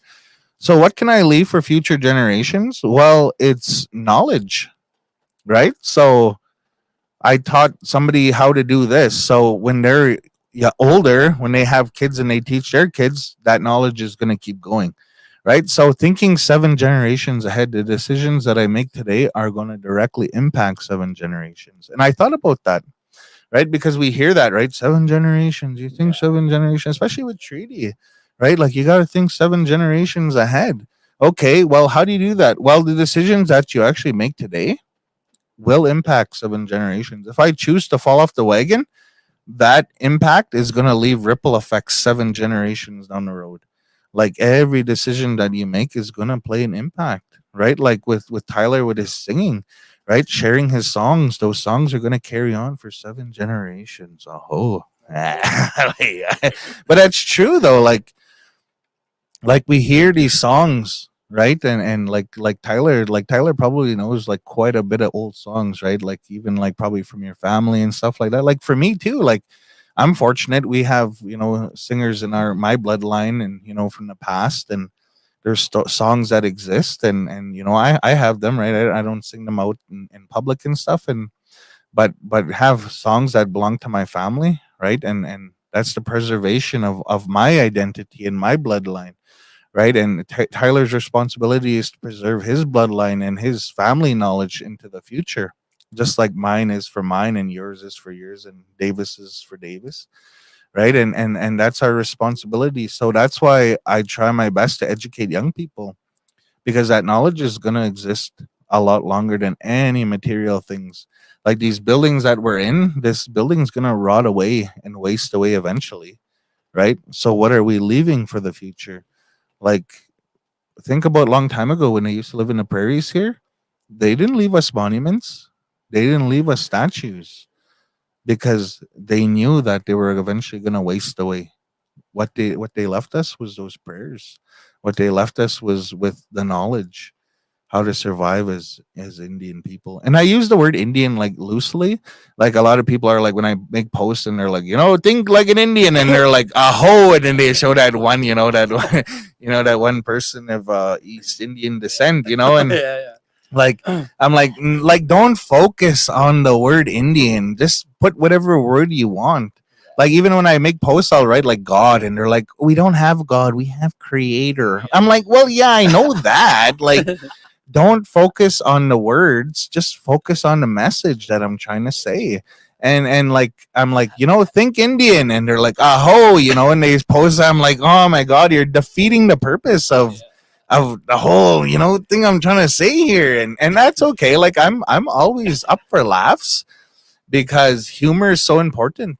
Like, the thing about Indian people is our humor could be so morbid, like dark, like our people, like the things we can joke, like you can't even say them online. That's how dark they are, but that's the truth. Yeah. But to be honest, that's a defense mechanism that we've created.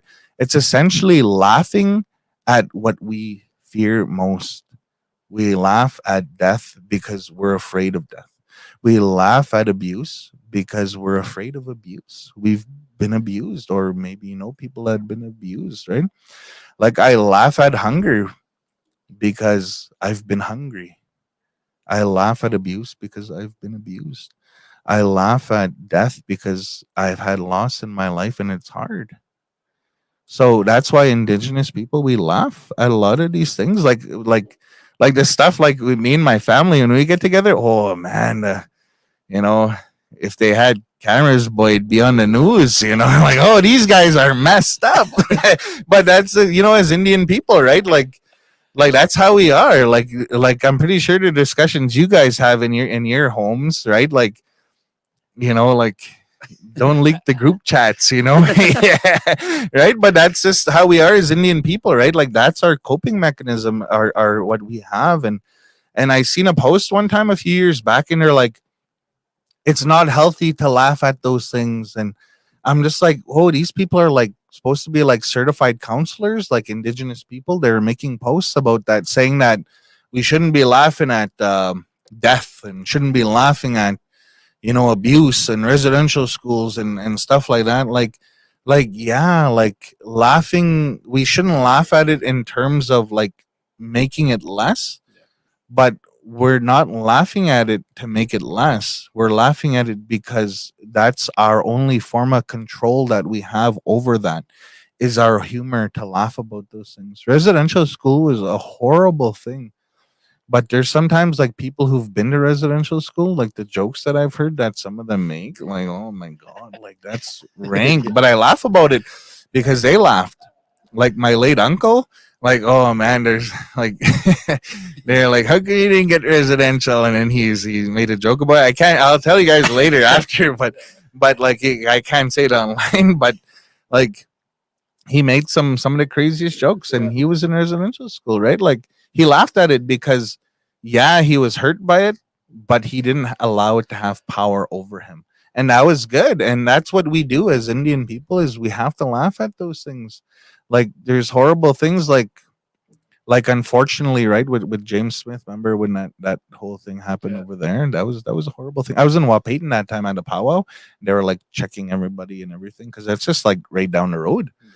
Anyways, when that happened, and then people were like posting those videos online, and then they're like, "Can we use this footage?" And they're like, "Yeah, for a pack of smokes." Somebody commented on there, like, yeah, it's a horrible situation, but as Indian people, they made a joke about it, not to minimize it, but to kind of break the awkward tension behind that whole situation, right? It's not about laughing at what happened in that community, because that was atrocious. That's a horrible thing. That'll Everybody will remember that for a long, long time.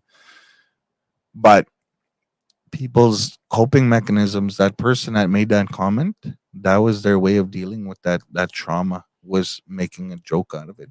And they don't mean it in the sense of laughing at, like, haha, that happened. It was more like, haha, I don't know what to do, and my only reaction is to laugh. Right? Like, you ever get in an awkward situation and you're like, and you're like, I don't know how to deal with this, but you have to laugh about it, because you kind of don't know. Like, it's just like when I first started talking to people, and I'd sit there and I kind of would just be like twiddling my thumbs or whatever. Like, what do I do with my hands, when I'm talking? But like when I talk, I'll use my hands sometimes, and it depends on what I'm trying to emphasize, right? But it's kind of like, what do I do? Otherwise, I just sit here awkwardly with my hands, on my lap, right? So in order to break that, I have to do something, right? So just like the awkwardness of the traumatic events that happen in that community, in order for them to try and process it and to kind of have power over that, they had to make a joke out of it.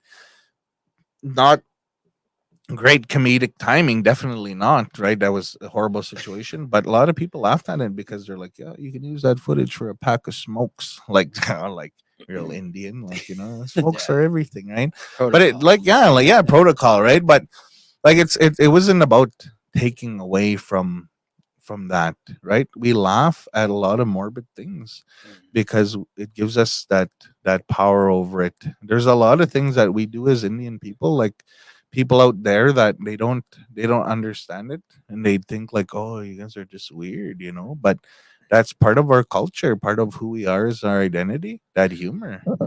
It kind of made me like, just listening to you talk about this, and I understand fully, and I think a lot of us do, listening and whatever, like the native humor and trauma that we experience. But just listening to you talk about this, in my mind, I started, like, I don't know, messages or imagining whatever. It kind of reminded me of the teachings around, like, what's the word, like the backward spirits, and how their role in the societies and the culture and humor, so it's not something entirely out of line. You want to answer that? Get out of here. Nah, just kidding. Yeah, like there's certain things that there's, Here, I'll go answer it. You keep going. yeah, Keep going. nobody. Nope. Oh, don't be talking about sacred things online, boy. Something knocking. Oh yeah, yeah, like, You know what I mean, though, right? yeah, definitely. Like, within our societies, there's certain roles that different parts of our society they have, and like, there are certain things I definitely won't talk about online, like ceremonial things, like it doesn't belong online, right? Like, ceremony things, those are the things that we talk about in private, and within our own circles, because sometimes maybe somebody that might be listening is non-indigenous, and they're just trying to leech our teachings, and that's dangerous, right? They're just like, those drum chanters, those yeah, way, like all that, all that kind of stuff, right? And sometimes they might listen to these kinds of things to try and leech a little bit of teachings, like, oh, I heard that from over here, and then they make it their own, when it's reality they don't have the teachings, right? Like, within our society, we have different societies that their role and responsibilities are to enforce laws and what he was talking about with that other society, right? It's their role was to enforce laws, and our people were never lawless. Like even to this day, we've never been lawless. Like we've always had laws, but the thing is now is the laws that we have, who's enforcing those things, right? Like having a child with one of your relatives, right, would be an example. That's a law that you don't break, right? Yeah. They always tell you that. Everyone tells you that, like, oh, you don't have kids with your relative. That's your relative. They're gonna something's gonna happen, and that's a teaching from a long time ago, right? But nowadays, right, there's people that are probably related, like probably pretty closely related, Yeah. even, and they have kids, and you're just like, like so who is supposed to enforce that, right? Like who's supposed to enforce those laws, to prevent stuff like that, right? Like now we have to think about societal structures within our nation, right? We're like, oh, we're sovereign, right? Okay, but sovereign nations, we have laws. Okay, well, who's going to enforce those laws? That's a spiritual law. That's a law that's existed, not to have relatives with your kids with your own relatives. That law existed for generations upon generations, right? Like, so who's supposed to enforce that right now? That's a question that gets brought up, right? So there's a lot of things that we don't think about. Oh, is that somebody else here? Oh, there's folks here. I might as well just look into the camera and talk about these things. But yeah, like a lot of good day. Hockey sticks. Where he put it. There's a hockey stick over here behind the coat rack. I don't know. Oh, I was just gonna sell that. Yeah, and I know they're expensive, so I was gonna sell it, but right on. Yeah, that's Hayden, right? Yeah. That's the one that sits here, and yeah, like I seen some of the videos that you guys had before with him on there, Mhm. and it was good stuff. Like a lot of people doing a lot of cool stuff. Yeah, like what I was talking about, like with societies, right, within our nations, we all had roles and responsibilities. And how I like to think about it is a circle. Love is like a circle. it's, it's like Chuck and Larry. Yeah, like that. But I think about it in terms of a circle. Life is like a circle. Everybody that exists, every animal, every plant, every person extends on the edge of it. Nobody's inside, nobody's outside. Yeah. Everybody's along it, right? But the thing is, though, is you think about a circle that's cut like a pie, right? Different areas, different sections, right? So everybody stood in their own section. So as a person who enforced the law, you stood in a section, right? This was your society that you were part of, right? And your role was to enforce the laws within that society. Or your role over here is a medicine man. You're a healer, so you stood there, right? So everybody stood in their own roles, right? And so we have to understand our own roles traditionally, right? Like for me, part of my identity, I had to know who I was, right? So I had to learn about my role traditionally, of what my role is, as an Indian person, right? I'm not only a youth care worker, right? I'm more than that. I'm whatever my role is traditionally. I know it. I don't want to say it on here because it has no place on here, right? But and your role, right? You stand too, right, amongst where the singers stand on that circle. Your role is to carry those songs, because ceremony, those songs are, you understand Yep. that, right? Yep. Like the importance of those songs. You can't Yes. have it without, you can't have ceremony without the songs, Yeah. right? Yeah. So, right, we all have a role and our responsibilities, right? There's some people that stand on a section of the circle, and they're leaders. They're natural born leaders, and their role is to lead, right, and to show us the proper direction. And that's like understanding those societies. That's part of it, right? And there's some people that stand over here in this section. They're storytellers. Their ability to tell stories. I've heard people tell stories. There's a guy, Howard. What's his name? Howard Johnson, I think. I think that's his name. He was like an older native guy, I've heard colored that eye. name before, Yes, and he's an author. Well, he used to be like a lawyer too, and I don't know if he was a judge. But anyways, he wrote this story. So I don't know if it was called Firewater or whatever. Like talked about his journey as an alcoholic, eh? And he passed away, I think, from cancer, I believe. But um, yeah, he was like a gifted storyteller. Like he could like have you on the edge of your seat as he told a story. He'd be like, "Oh, long time ago." And it's like, oh, like ASMR here. He's just like the way he used to talk was Yeah. like captivating because his gift was the ability to tell a story, and we Like, had those. like Morgan Freeman. Yeah, like my friends, like yeah, like he was just a gifted storyteller. Like you want to hear what he Yeah. has to say. Like that was his role, right? As part of that circle was to be a storyteller, and that's what he did, right? And each of us, our responsibility is to understand what our roles are, right? What if my role is to be a storyteller, right? And then I'm trying to be a leader.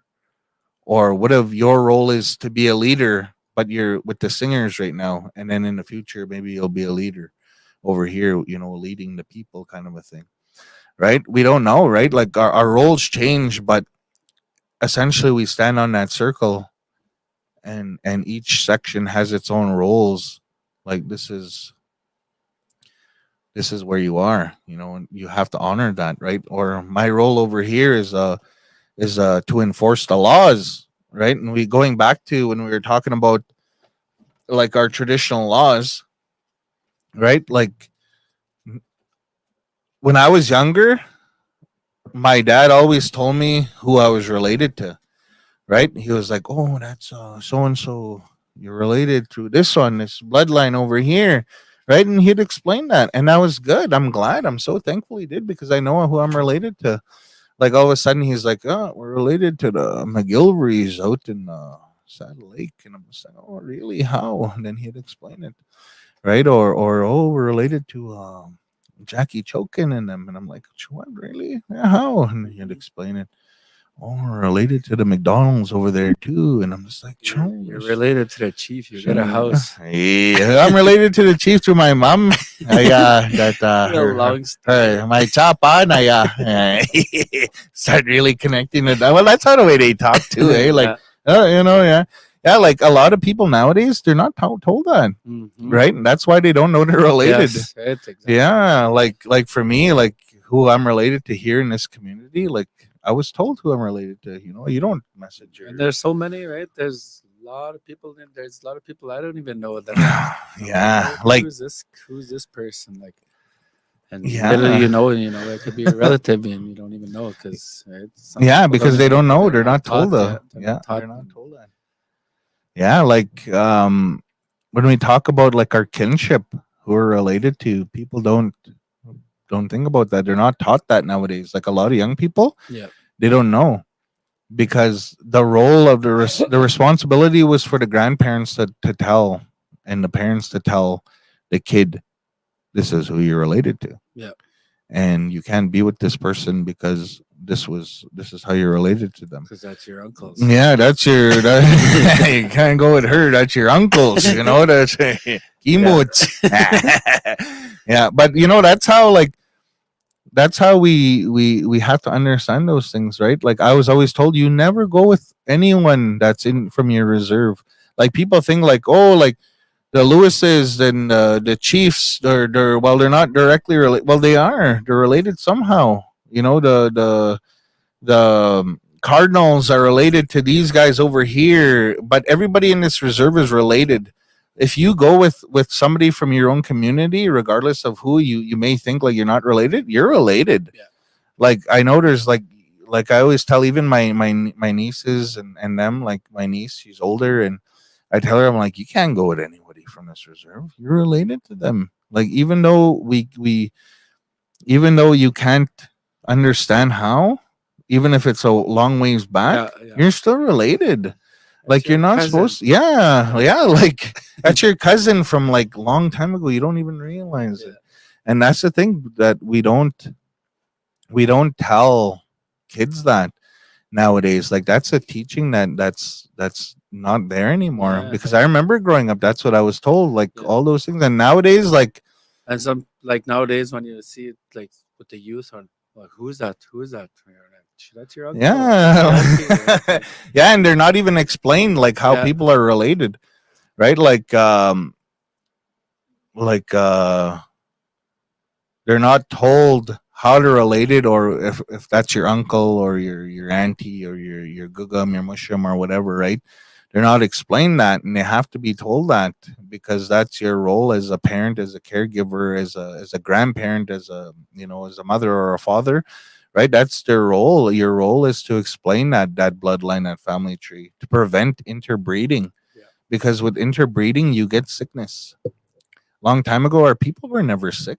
They never had cancers. They never had diseases Mhm. because they never interbred. They were always with other people from different communities, right? Like if you want to go, like for me, like my Tootoosis side of my family from Pawmaker, like I'm related to everybody, like in North Battleford area, like everybody there So is like pretty much my. Palmaker and Little Pine is basically all They're all related. pretty much related. Yeah. Yeah. Like all my relatives over there better stay away. Be Yes. bull riders. Right? Like they're pretty much related. Everybody in that area, like everybody's pretty much related. They gotta like you gotta start telling people. Started being told that they gotta date off reserve. You gotta go date, somewhere else. Go to like around, Regina, all those damn reserves down that way. Go over there, find somebody. Go down south. Yes, go to the States somewhere, instead of, like, oh, I'm money in Lake, I'm gonna go to Frog Lake and find a partner. Well, you're related to them. People from Frog Lake came over here and stayed. Yeah. You're related somehow. Like, go, you have to go far. Like, we're not, like, a lot of young people are not told that. Mhm. Like, there's people that are just like having kids with their relatives. Like, don't do that. You're making sickness in your own bloodline. Yeah. Like it's a no, right? Like, so the laws with that, like who's going to enforce that, right? We have to think about that. If we're going to talk about, like sovereignty, as a sovereign nation, we have our own laws. Okay, that's true, we have our own laws. Well, who's going to enforce that? Well, security can't enforce that. Like, what are they going to do? Oh no, hey, get out of that bed there, that's your cousin. He can't do that. Like, so whose responsibility is that? Well, within our own households, right? There's Yep. people that are supposed to deal with that. And a long time ago, it broke down to the lead to heads of families, right? So the chief family, there was one person, usually the oldest, Mhm. was the one that was making the decisions and spoke on behalf of the entire chief clan. Just like with the Lewises, with the all these other families, the Dillons. They were always that person that was supposed to speak on their behalf, because we weren't lawless. We had structures within our homes and within our societies, and that's the way things were done, right? But we don't have that now. It's worrisome, because like when people are like, when I see on Facebook, they're like, oh, we're sovereign. I'm like, okay, well, what makes us sovereign? Well, we have our own laws. Okay, we have our own laws. Well, who's enforcing them? You can have a law, and if nobody enforces it, and then, well, it's not really a law, you're just making it up, Mhm. right? So we have to think about those things. Like I think a lot about life, and stuff like that, and about our culture and our identity. Like, I want our culture to survive, like I seriously do, because like if we can't even teach the kids the basics, then what? We Yeah. can teach them, oh, in a Sundance, this is what we do. Well, okay, you're at Sundance maybe like twice a year. They're at home 360, 60 days of the year, Yeah. and 4 days they're at Sundance. Well, who's enforcing the laws within the house? right? Like you can enforce the ceremonial laws within that, Sundance, whatever, right? That's its own set of laws, right? But if you go home, there's still laws that exist there. So who's enforcing that? Right now we have to start asking these kinds of questions, because otherwise we're just a lawless society, right? And we don't want to be that. We don't want to be a lawless society, right? We're supposed to be, sovereign. I say that with quotations because, we have to think about it in different terms, right? Different aspects of understanding. Because right now, with all this, it all ties back into mental health. To be honest, it all ties back in, because how can a person enforce laws? How can people learn laws about our ways of life? How can they learn about those things if they're in survival mode? So you want to preserve the culture, you got to get people out of survival mode. You want to preserve the language, you got to break people out of survival mode. You want to, be, you want to be, preserve our way of life and our identity. You have to get people out of survival mode. It breaks down to that, to mental health, that the only way for these things to happen is we have to better ourselves as individuals, right? I can tell you, I could be like, oh, Tyler, let's go learn these things, right? But if you're hurt inside, you're not going to be able to learn what we're trying to say, right? Because you're hurt. Yeah. Right. So same thing for me, same thing for Fraser, same thing for Davis, everything like that.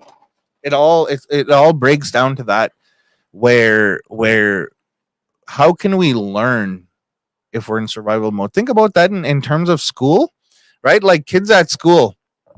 Oh, these kids these days, they don't listen. Okay, they don't. Why?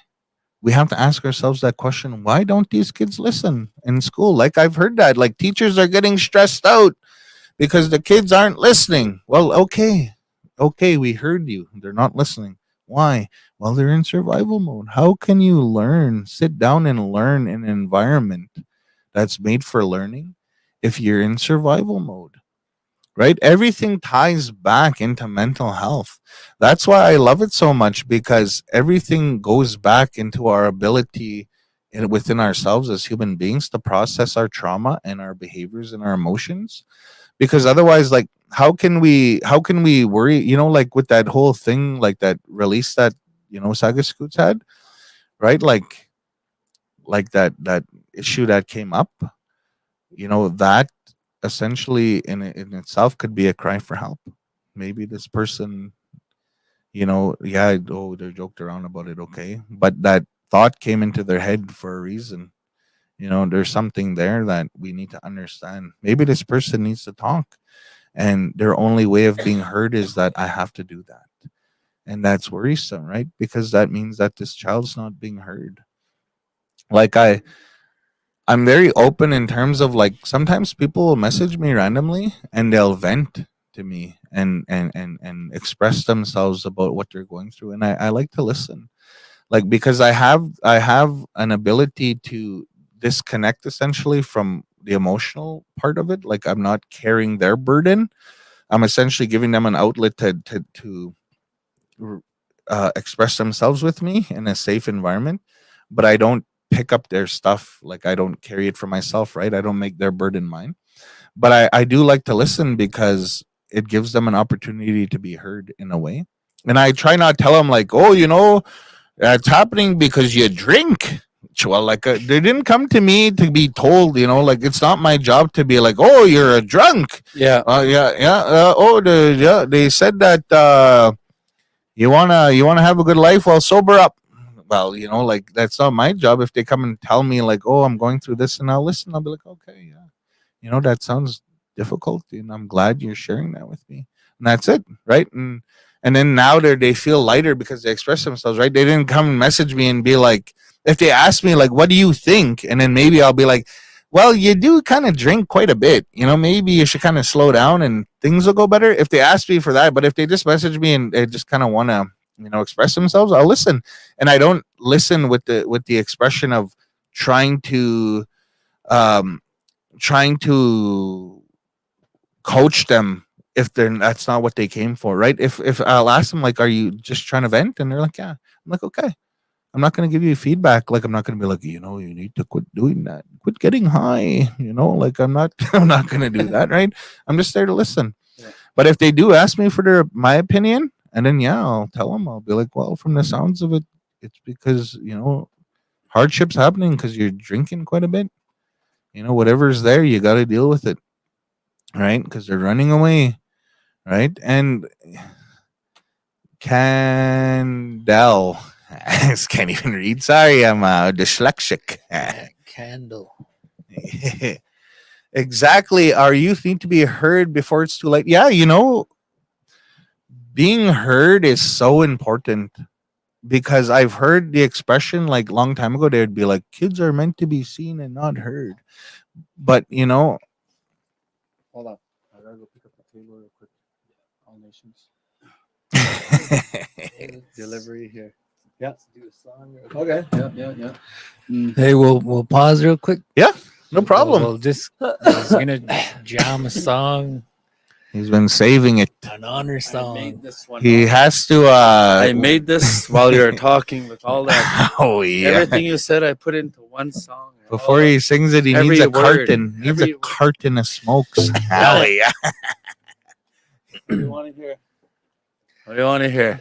Whatever, sing something that speaks to you. Whatever comes out. Yeah.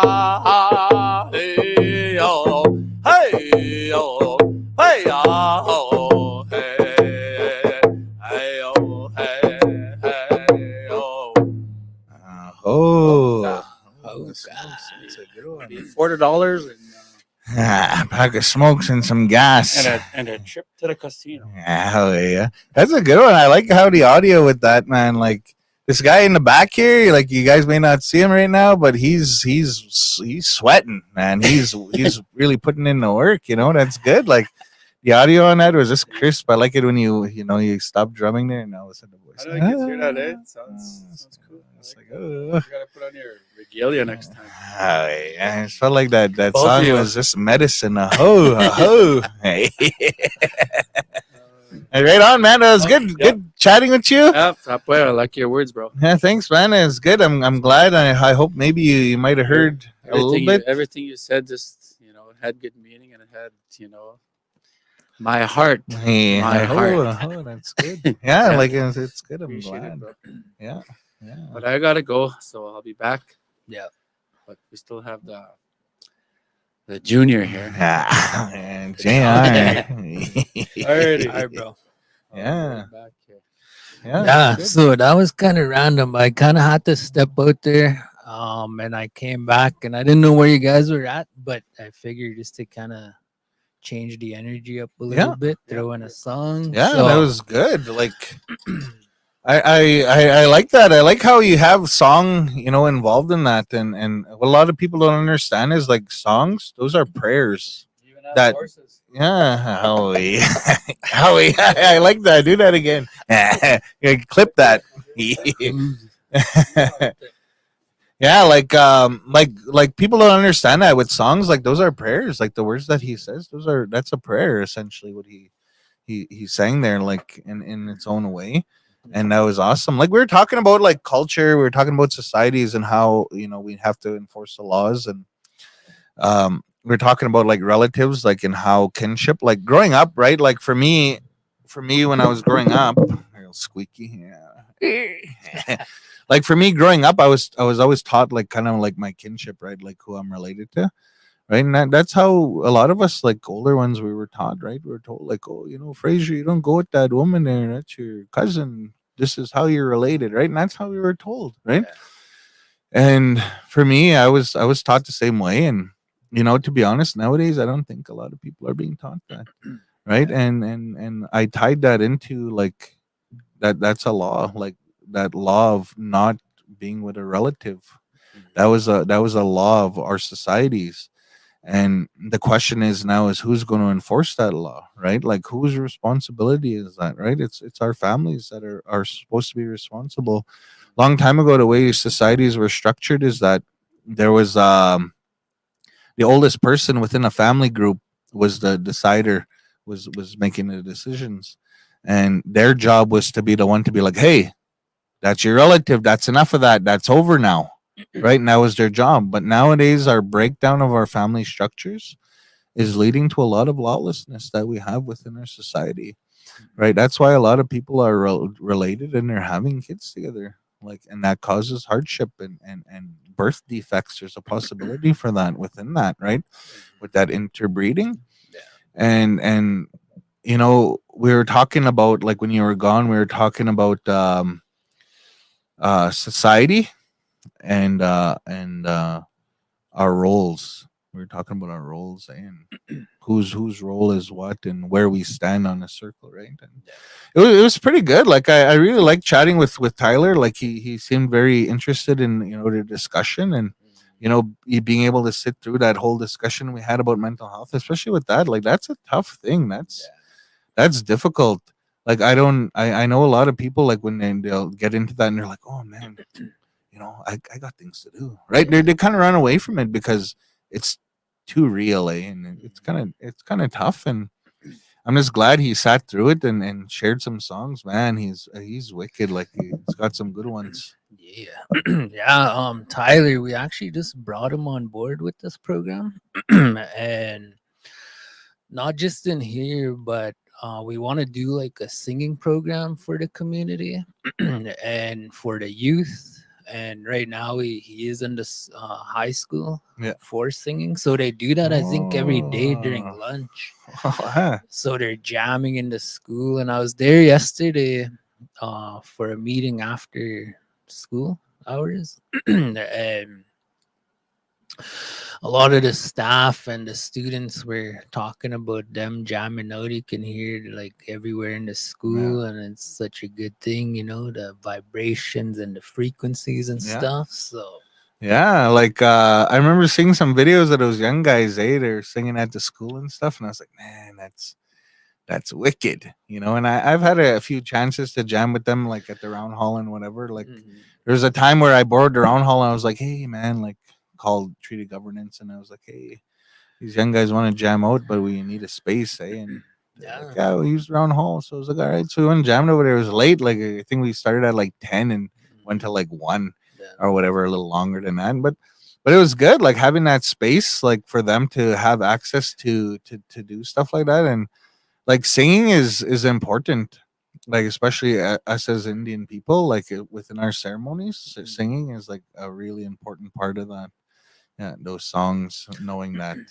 yeah, just like on that note, kind of part of my vision or imagination, and it ties back to what we're talking about here, the survival mode stuff, and how that limits your ability to think at certain levels.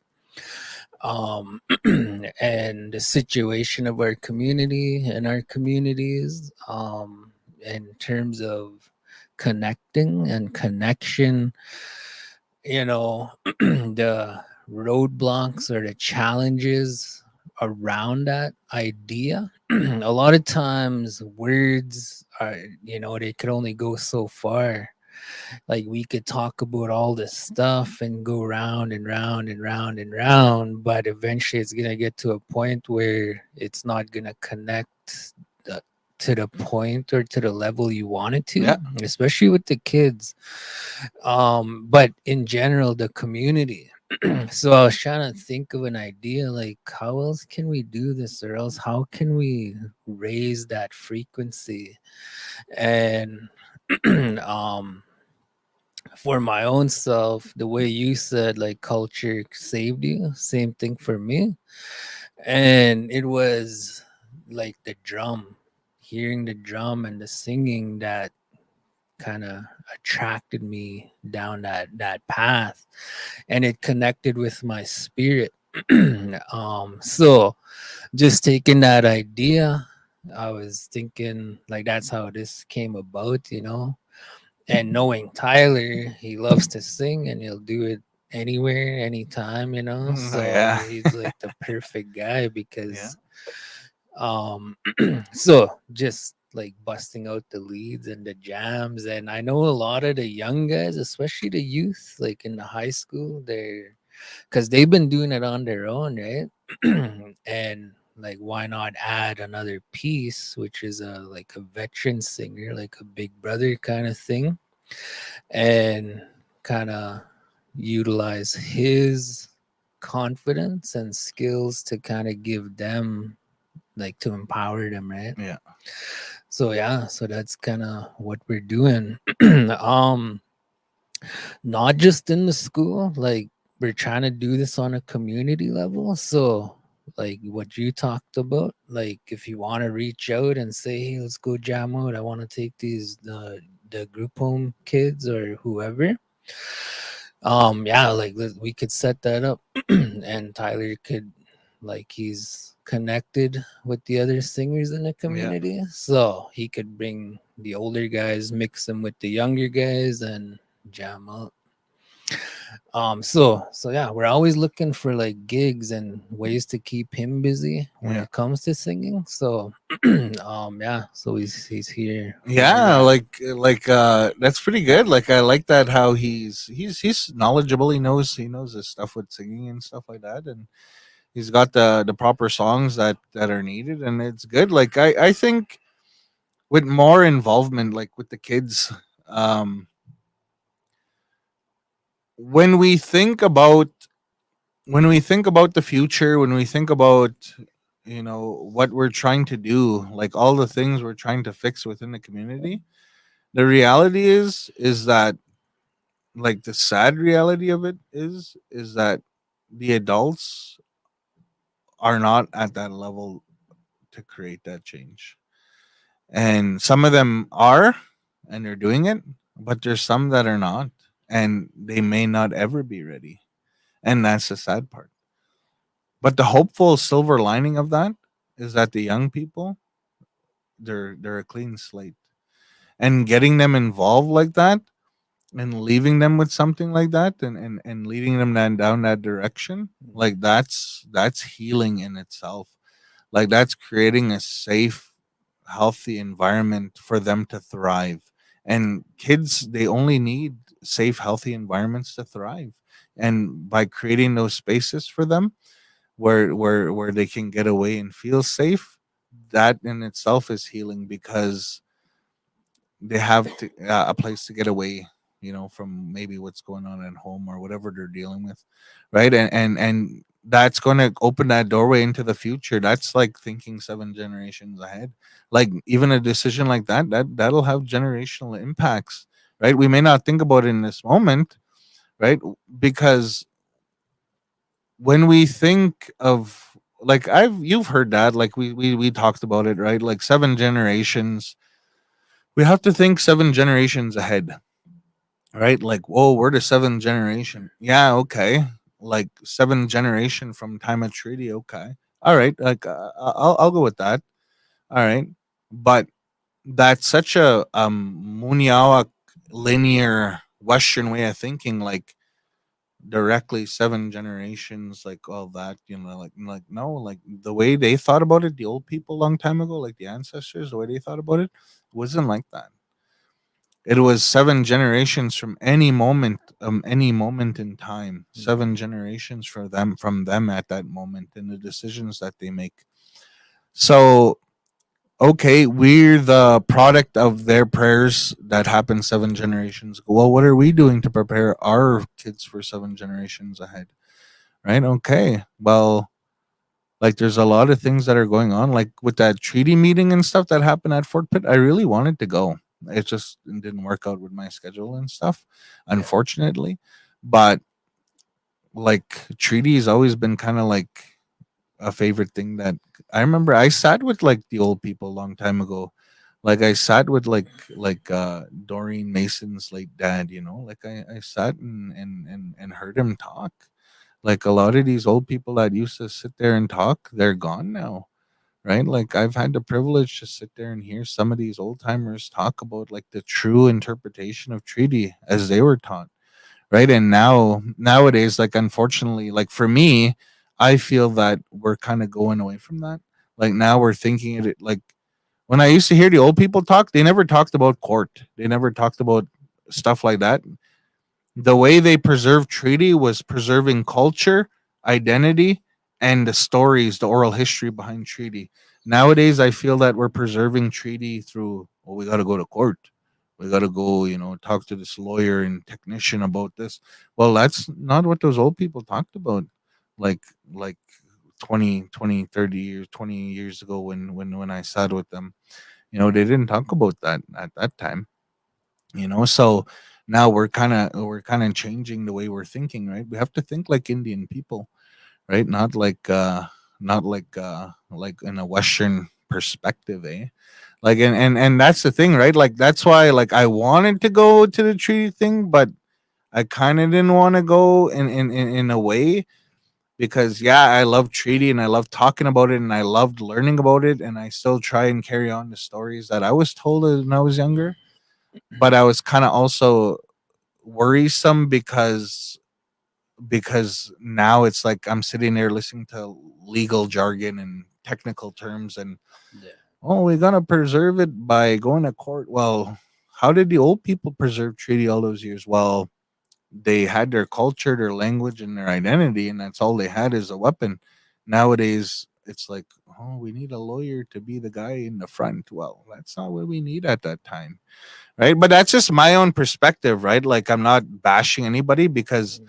like the work has to be done, and obviously I'm not doing it right. I'm doing it in my own way by preserving my culture and identity, and I'm trying to learn my language. I'm not fluent by any means, any sort of the means, but I understand quite a bit, especially when they talk about treaty. I can kind of piece it together, and that understanding, I I like watching like that Ira Swindler. I think that's her name, right? Mm. Eh? Yeah. Yeah, when Cookum Neon, she's just like her and her language, and her late grandson, right? Like Davis, and Yeah. man, like he was awesome. Like I met him one time. I went to a feast in Thunderchild Day for singing, and right away he was the first one I got up, and because I showed up late, and he first one I got up and brought me soup, like from his own plate, right? Like that's what you do, right? Like when somebody's late, you give them a little bit of what you have, and he did. He was the first one. Then as soon as he did that, everybody showed up, right? Oh, I saw you're back. Yeah, I gotta go sing at the school. Oh, this Sing with the gig kids. gig master. Oh, I sing with the kids over there. Oh, yeah. I know this guy was telling me about that. He said check first. Oh, yeah. Gotta wait for the check to clear. Oh yeah. Yeah. Yeah. Yeah. No, I hear what you're saying. And it's such a tough thing. It's a tough area because you have the historical side, the future, the present, the evolution of Yeah. all of that, Yeah. And on the other side of the table, like Canada, um,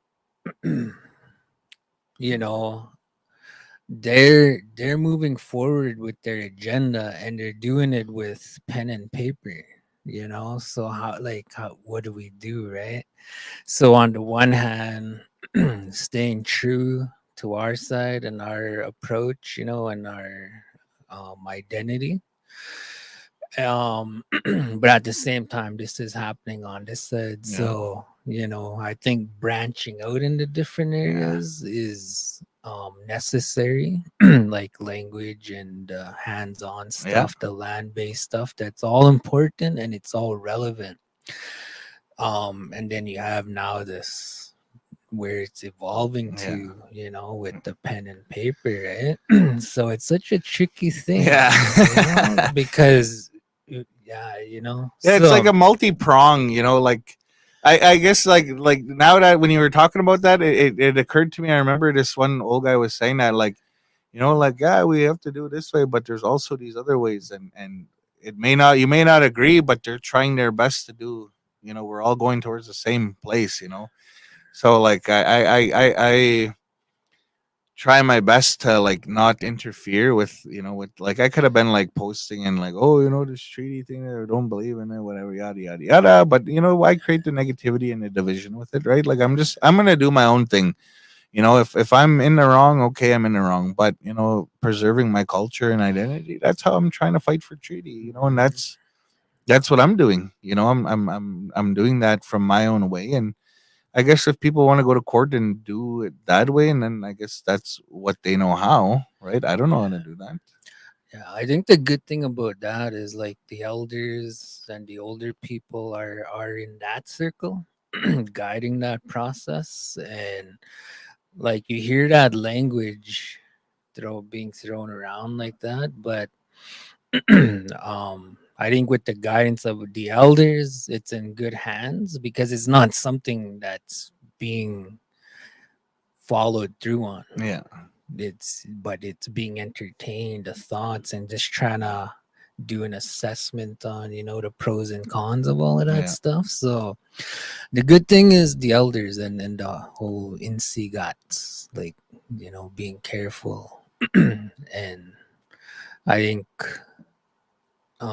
when we get older, that's where we'll be ending up in those yeah, circles, taking over those responsibilities, as younger people now. And I'm just starting to realize this just recently, but yeah, as a younger person, we got to use our bodies and our energies more towards the land-based stuff, working with horses, the medicines, and all this and that, until your body starts getting too old, and now you're graduating to yeah. that level, Instead of going out hunting, you're staying back at the camp now. Yeah, that's essentially like that. Yeah, Yeah. So yeah, it's and it's good. It's good to learn as much as you can, which is what I try to do, yeah, and trying to find a balance between being young, hunting and horses. Like for me, that's what I like to do. So the other thing too that's really important, and that I'm hoping to do with this program, is like the singing is one. Creating a space for these types of discussions is another one. The other one is language, utilizing this resource. So we're having actual like conversational Cree lessons yeah, or teachings or episodes. So that's on my radar too. I'm hoping we could do that in yeah. here and allow people to watch us stumbling and falling, That's and good. Yeah, but also watching the process of growth and trying to tap into that for themselves. yeah, So that to me, that's another kind of initiative I'm trying to start, for just to help with the whole concept of treaties and identity and all this and yeah, that, right?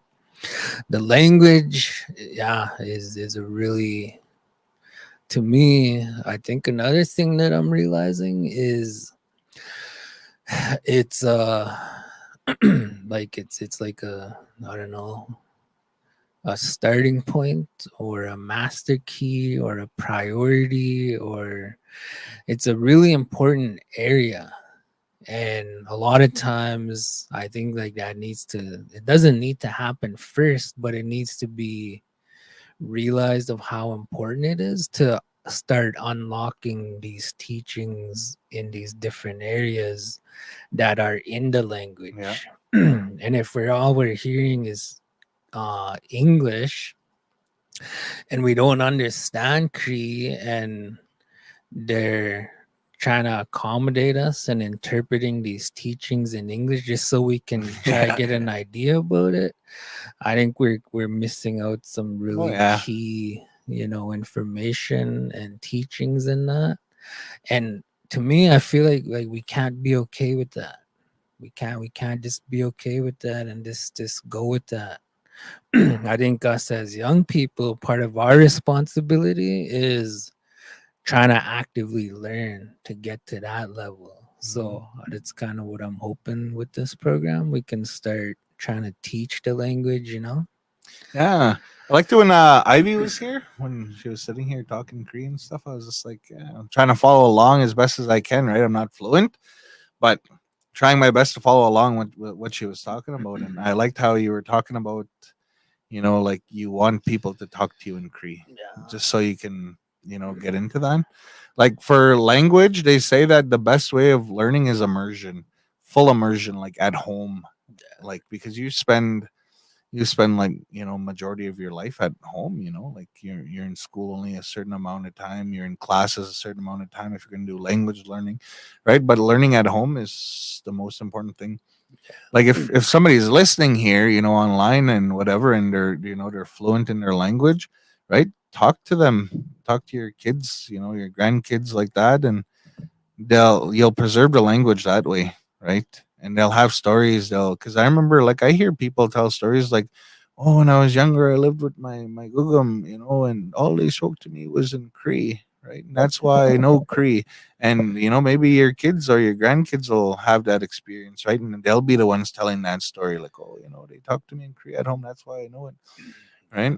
Me, I'm fortunate that both my parents are fluent, but the thing is, though, is that they never spoke it to us really too much because they try say it and then we're like looking at them real dumb and they're like, and then they say it in English, so and then they just gave up and trying to talk Cree. But they like more so now. I've been trying to get my mom and them to talk to me in Cree more, and I'll try and guess what they're saying and kind of know what they're talking about. And sometimes I miss it, left field, and they're like, I didn't say that. And I'm like, oh, what the hell are you saying then, But it's good. Like, language is so important. Like, what you said is that there are certain things and aspects of understanding behind those words that there's so much more meaning. And to translate it is to lose pieces of it. And I 100% agree with that. There's certain concepts that exist in the language that you can't really translate because there's no meaning that kind of comes close to what they're trying to say, right? There's thoughts on it, but it's not what it really is. I think that highlights the strength of our treaties back then to now, because back then, like at the original date and time, Yeah. all we had was the language. So the treaties were really strong for generations until, like you said, like 20, 30 years ago. And now English is becoming Yeah. into tying into that, being mixed with that. And now you look at where we're at now. If it was 100% Cree still to this day, I think it would be way different. It'd be Oh man. still as strong as what it was Yeah. originally. But the reality is, residential school and all that stuff. So and it's not saying anything good or bad about anybody or not trying to step on any toes.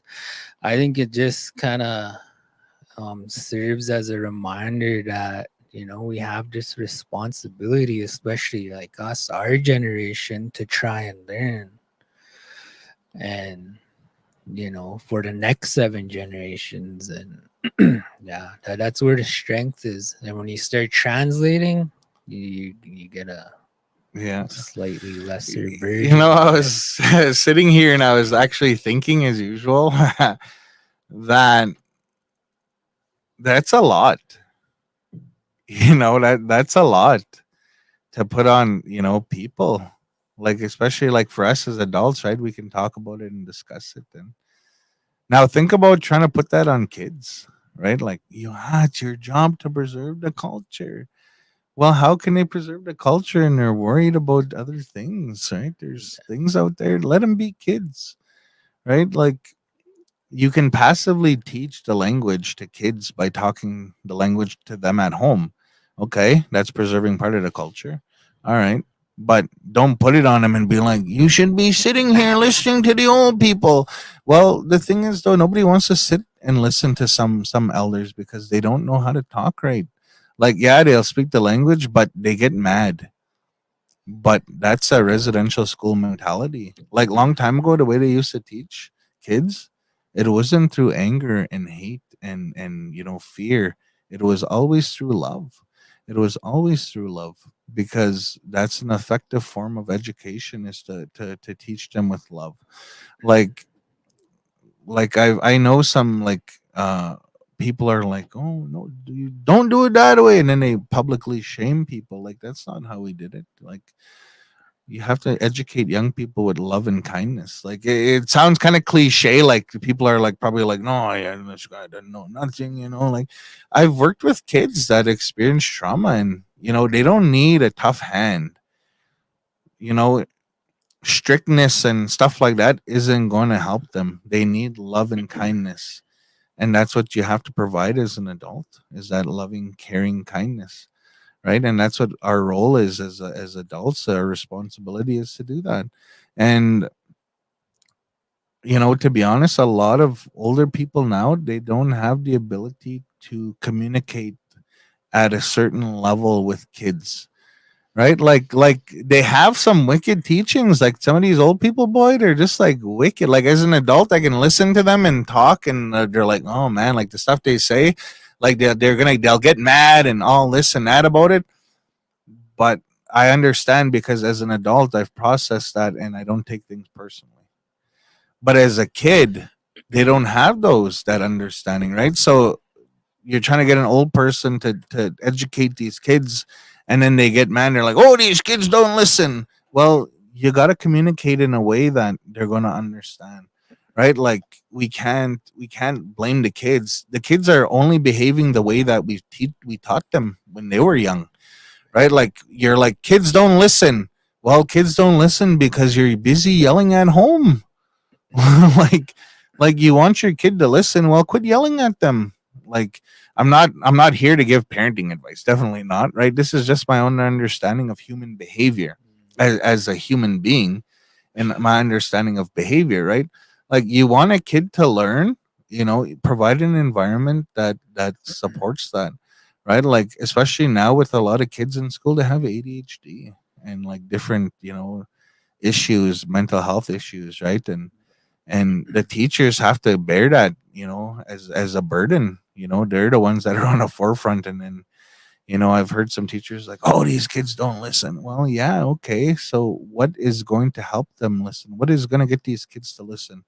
What's going to work, right? We have to develop ways, right? And that's the sad part is that a lot of our businesses, not businesses, but a lot of our departments are underfunded, like education. Like you go to Saskatoon and how much per diem these schools get. That's why they have like, oh man, we have a top of the line football team. We get to go to these trips, and all these things. And as these schools, like they have, oh, we have this professional commercial cooking kitchen. We can provide those services and mechanics and all this and that, right? Because those schools in Saskatoon, they're being paid, per kid double what we're being paid here, our school education system. Yeah. So let's say the school here, I don't know how much they get a day. Like let's say $100 a day per kid that goes to school. So in Saskatoon, they're getting like 250, $300, more than what we're getting. So that's why city education is often, more advanced than a lot of First Nations. Like us, like we have 5 schools. Like we're still doing pretty good with what we got, and I'm pretty sure that the band probably subsidizes a lot of our education. Like we invest our own dollars into it, but we're still our education is still being underfunded, just like children in care. uh the kids in care at the group home gets well, from what I remember, the group home was getting $10,000 a month per kid, and usually we were in a 10-bed facility, so that's 100,000 a month or so, 11,000 per month or something like that. There was a certain dollar amount a day per diem. But you go to Ranch Erlo in Regina, they're getting 20 to 30,000 dollars a month per kid, per month. So now, like look at our group home here, right?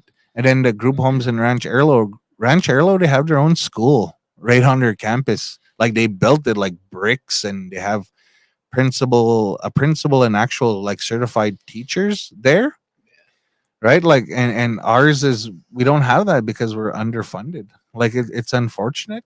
Yeah. Yeah, but like as Onion Lake, we're doing pretty good. Like a lot of different communities look up to Onion Lake, and they're like, man, these guys are like on the cutting edge. And usually even with treaty too, right? Like like who's taking the lead? Oh, Onion Lake's taking the lead. Oh, well, that's good. Like because we've always been kind of in the forefront, right? Like as big of a community as we are, we try our best, and there's a lot of people that make that happen, right? Like yourself and Davis, and these people that work in the different departments, like in health and stuff. Like there's people that fill out the paperwork and spend the dollars, and like our we have a wicked community. Like even with recreation, like Tara and them, like when at summer games, man, she was on the go all day.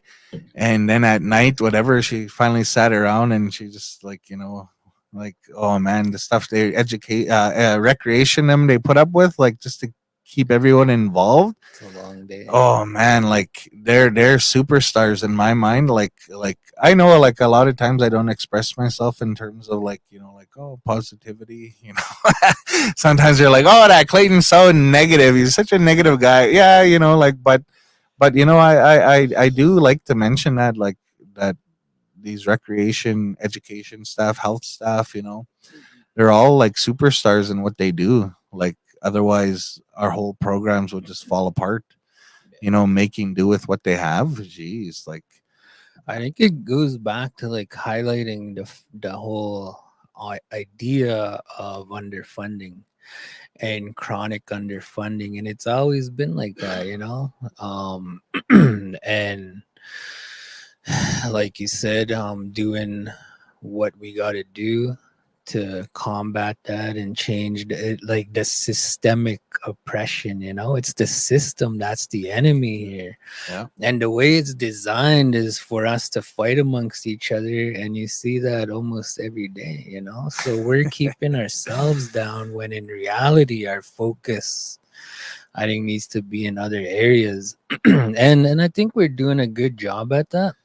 And then it goes back to the like multi-prong or the different areas, like we still have to occupy time and space in these different fields and do what we can to educate and inform each other on trying to work on our identity, language, and all of that stuff, and the importance of it. And I think like historically, why that kind of worked for us, or what made us so strong, was the rites of passage.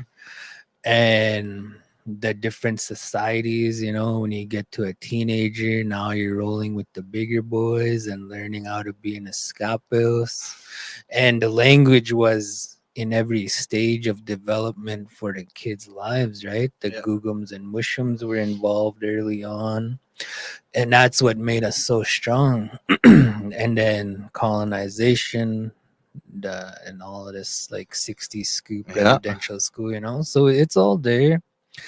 I think we just have to remind each other that we're all in this together, and that we're all on the same team, even with our treaty partners, that this isn't a me versus you thing. Like, we're just trying to get what the original deal was, Yeah.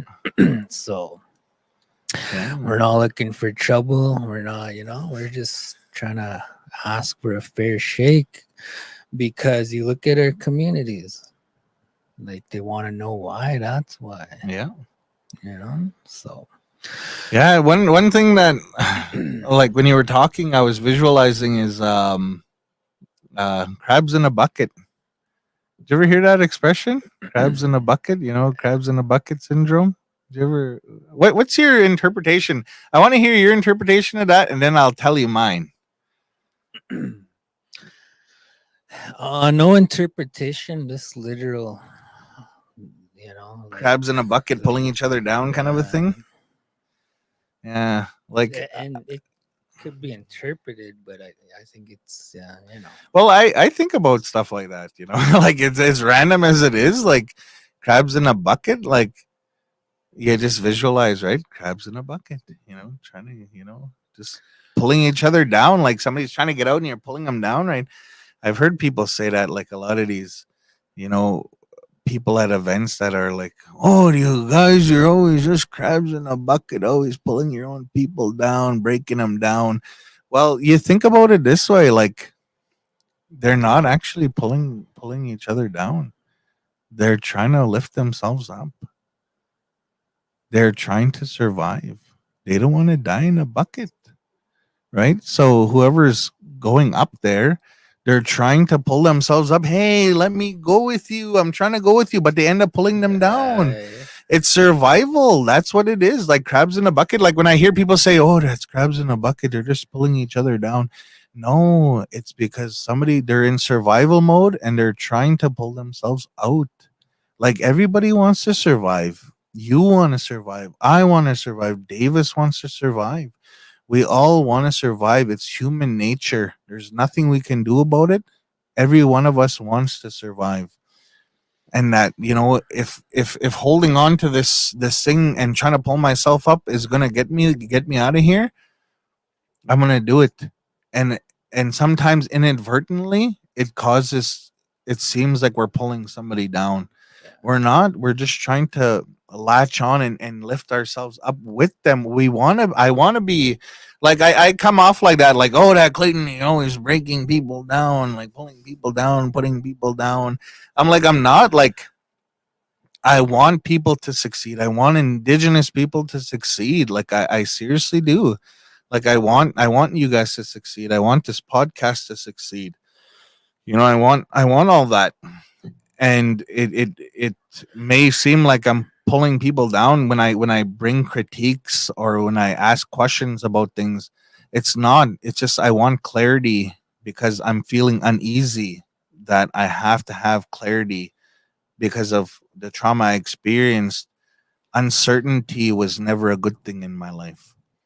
So I had to have clarity. So for me to feel at ease and relaxed is to have clarity. So when I ask a question and they're like, "Oh, don't worry about it." Well, now it's like increasing my anxiety and it's making me want to attack even more. So if they're like, "Oh yeah, question, all right, let's answer that question," like people online too, like if they have questions, they could just ask. Like I'm paying attention to the comments here, right? And if somebody has a question, I'd have no issue, answering those questions, right? Like, oh, yeah, like that's the thing, right? Like especially in a podcast situation, right? You gotta be able to, not only have the conversation, right, but also, be part of, like, oh, hey, what's up, chat? You know, like that. So we are over 3 hours Holy into this, smokes. and you know it's time just flies, and we'll do this more for sure, and we'll chat when we get off the air here. We'll kind of make some plans. Yeah. But before we go, maybe you know next few minutes here before we go, however much time it takes. I know we're doing this for the topic of mental health, and maybe like I just kind of wanted to get your thoughts around grief and loss, you know, to kind of end our episode here. Yeah. It is lunchtime and we do have stuff to do this. Well, I do. Well, we do. Yeah. After lunch here. Yeah. So, but yeah, I wanted to touch on that with you. Get your thoughts around that. You know, we all know as community members, we've chatted this. That's what else to say. Um, yeah, we've suffered a lot of that in this community in the past 5 years. Yeah. In the past 10 years, Oh, but the man, last yeah. 5 years, you know, there's a lot of that. And you know, we hear a lot of times in Creed, the old people or the older people saying in their prayers, you know, they say Imstahe ibmagate saktehun.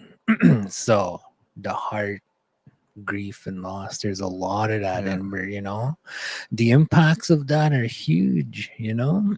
Even if it's not someone directly in our family, like we're all related, so we're all being impacted Yeah. by that 100% across the board, you know. There's not one of us that's dodging it or escaping it. So yeah, maybe I don't know if you want to kind of Yeah. dive into that a little bit before we go. Yeah, for sure. Like right now we're going through it, right? Yeah. Like, And just yeah, go before we go, I mean, before I hand it over, like I don't know how to feel. I feel bad or guilty in a way. There's a part of me that we're doing this, even in the past episodes, while this is going on over here, you know, and I don't know how to feel about that. I feel bad and guilty on the one hand, and I'm kind of waiting for a phone call or somebody to come and talk to me and say, not while this is Yeah. happening. Yeah. But that hasn't happened yet. And I'm trying to make sense of it. And on the other hand, it's like, you know, I'm not trying to be disrespectful to anybody. I'm not trying to, you know, hurt anybody or step on any toes. And a part of me, majority of me, I guess, I feel like this is important to continue having these discussions on a podcast away from that environment, you know, those spaces, and not trying to interfere with anything. Is this providing another space for people who want to come and tune in and listen and learn and educate and participate in these discussions, you know? So I hope people could understand that. Yeah. You know, that's why this is happening. And you know, until somebody comes and says otherwise, right? Yeah. So yeah. Yeah. So grief and loss. You know, there's not one person in the world that has escaped that. Not one person. Because everybody experiences loss in some ways or another. Like especially losing a loved one. Even relationships. Like if you're in a long-term relationship with somebody and you break up. So let's say you're with somebody for 10 years, right? You're lived together or whatever, right? All of a sudden you break up and they move away, right? And they're no longer part of your life. That's essentially like grief and loss. That's essentially it's in the same category of understanding. Yeah, you're grieving for that loss in a way, severed ties in a way, right? And relationships also will fall under that in terms of that, right? Loss. So when we talk about grief and loss, it's a very difficult subject because a lot of people don't know how to deal with it. And for myself, I was in that boat. I was in that where I didn't know how to handle it. I used alcoholism as my means of coping with loss. And when I would drink, I'd cry because I lost somebody who was really close. I was really close with, and it really impacted me and kind of sent me on an even more downward spiral into alcoholism. Um, it was one of my relatives, and it was really hard. And when I began to heal and work on myself, a lot of grief, a lot of loss kept coming up in my life in that process when I was sitting there thinking deep thoughts about, why I am the way I am, and thinking about the loved ones that I had. They had impact in my life. I was connected to them in some way, had memories with them. And that loss, when you lose somebody, you automatically think about the future, that I'm no longer going to have these memories of laughing or doing this with these loved ones. Like, I lost my one late uncle, my dad's oldest brother, and I didn't spend an amazing amount of time with him, but I spent some time with him, and we went on a trip to Vancouver one time. He just asked me, he's like, "Hey, my boy, you want to go to Vancouver? I got to go to this TRC conference when they had it in Vancouver, those six, across the country." Yeah. So he went as elder support, and he needed another driver. He wasn't gonna fly. He was like, "If God wanted me to fly, He would have gave me wings." He said. So I was like, "All right, well, let's drive then." So we drove, and I have good memories with him, my uncle. I loved him, and I still love him, right? And when he passed away, it was hard, like, because that connection we had is severed, right, in that physical form, anyways, right? And I thought about, like, man, I'm not gonna have those moments with him. I'm not gonna be able to do those things with him and hear his stories, and it's tough, and that's that loss, right? You're losing that. You right away when you lose somebody, that's what you think of, is like, I'm not gonna have those moments anymore with them in their physical form, right? And that's a heavy emotion. And if you're if you don't want to feel emotions, if you run away from emotions, that's where addictions and other things come up, where depression and anxiety form, manifest. When you refuse to handle grief, you have to feel those emotions. When I lost my sister, it was hard. When I was told that day, I remember it so clearly, that day that they came and they told me, I fell to my knees because it was so real. And that was how much it hurt, right? And I couldn't stop myself from feeling. And that's what a lot of people do, is that I don't want to feel this anymore, so I'm going to run away. They either run away with their addictions or run away physically, where they're like, oh man, all of a sudden this guy took off to Vancouver, or it took off, right? Or they run away in other ways, right? Or even or avoid it, like like at first, when somebody would mention my sister, I'd tear up and cry inside, because and then I'd change the subject right away because I didn't want to talk about it, right? Because it still hurt. Yeah. But that's normal. It's normal to want to run away. You have to be an adult to face those emotions of grief, like losing somebody really close. It's so hard. You know, that grief, it's gonna hurt, and it's gonna hurt real bad, and you're gonna feel like nothing is ever gonna go right. That you're never gonna have a good life again. But you have to sit in that, and you have to face that. When we talk about grief and loss, you have to sit with that grief. You have to sit with that loss. And one thing that I was taught that really helped me was my uncle at my late sister's the night before her funeral. We were sitting there, and my uncle told me, he said, "No, you have to stay." And I was like, "What do you mean?" I was thinking like, "Oh, I'm gonna go home, sleep in my own bed and stuff." And my uncle said, "No." He's like, "Losing somebody close like this, your sister, you have to sit here all night, and you have to soak it up. You're older now.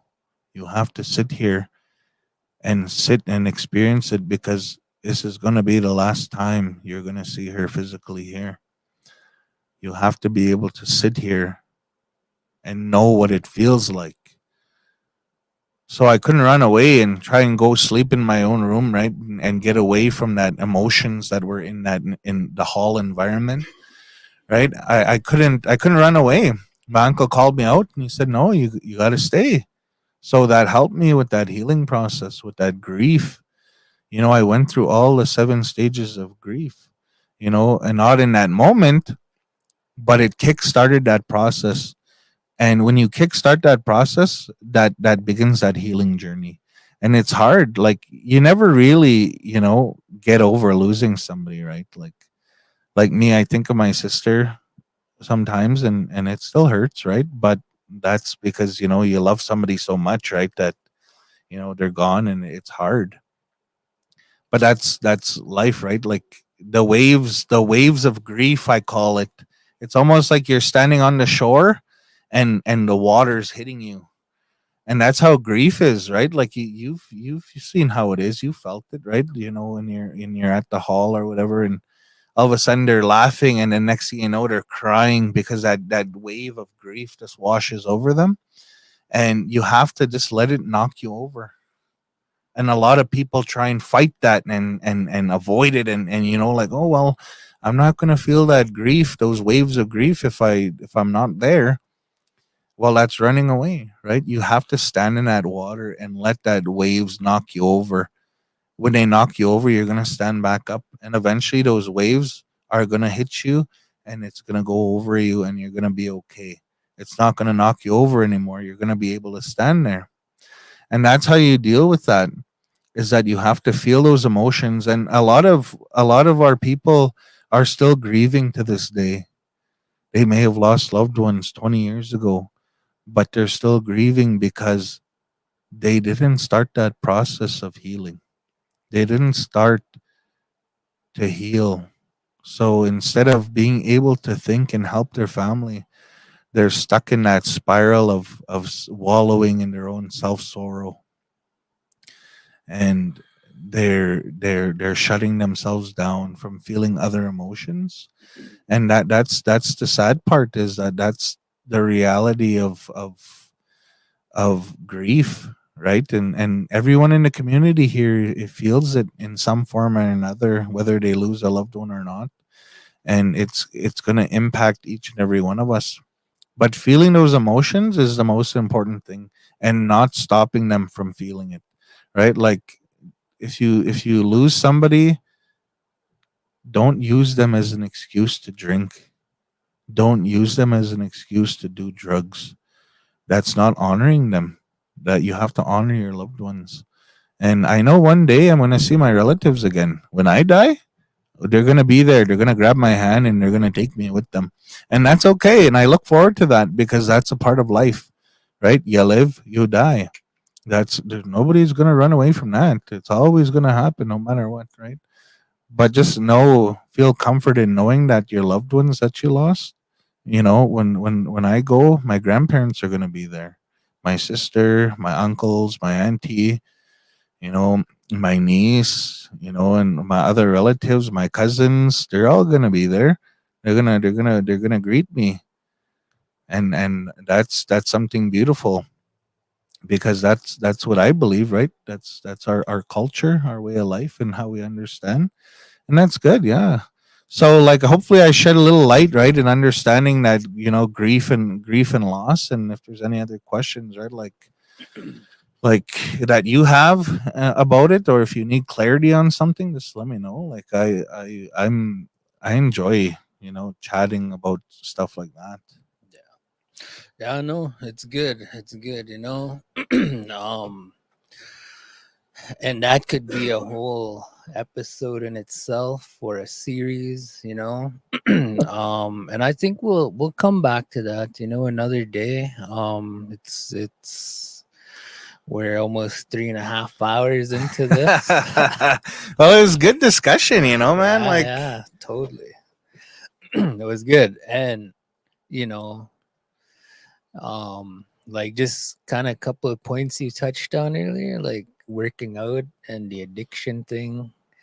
For me, it's like, you know, I was kind of joking that's me because that kind of is me. I just started working out here recently and doing it pretty consistently, and it's high intensity and it's pretty rank, you know. And I go back, I keep going back, but I do it not necessarily to chase that. I do it in a way for me to deal with my own grief and loss, you know. It helps me, um and like holistically, you know, physically, mentally, and all of that. So to me it's like a coping yeah, mechanism.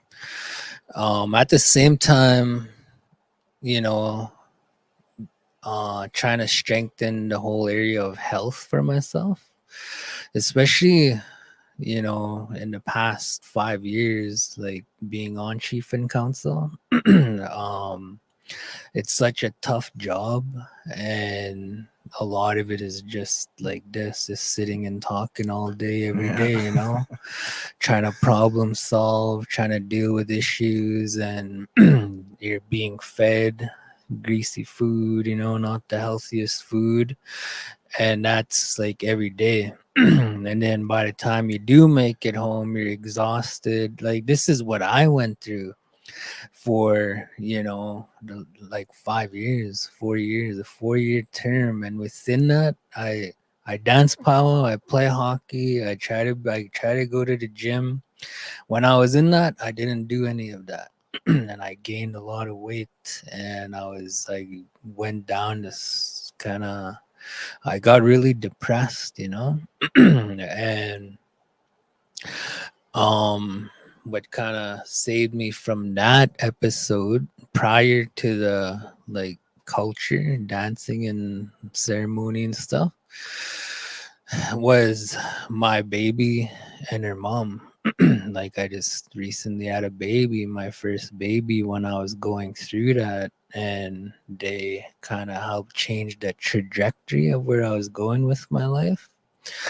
And then, but again, the grief and loss part was um like separating from that, yeah, you yeah, know. And that was pretty recent. So again, what helped me get through that, like as hard as it was the gym, and it is the gym to yeah, this day. And it helped me with my own healing and my heart, you know. And those were the motives and the reasons back then. But it's evolved now. Even though it's still the yeah, same process, now it's like for just overall health, you yeah, know, the health benefits.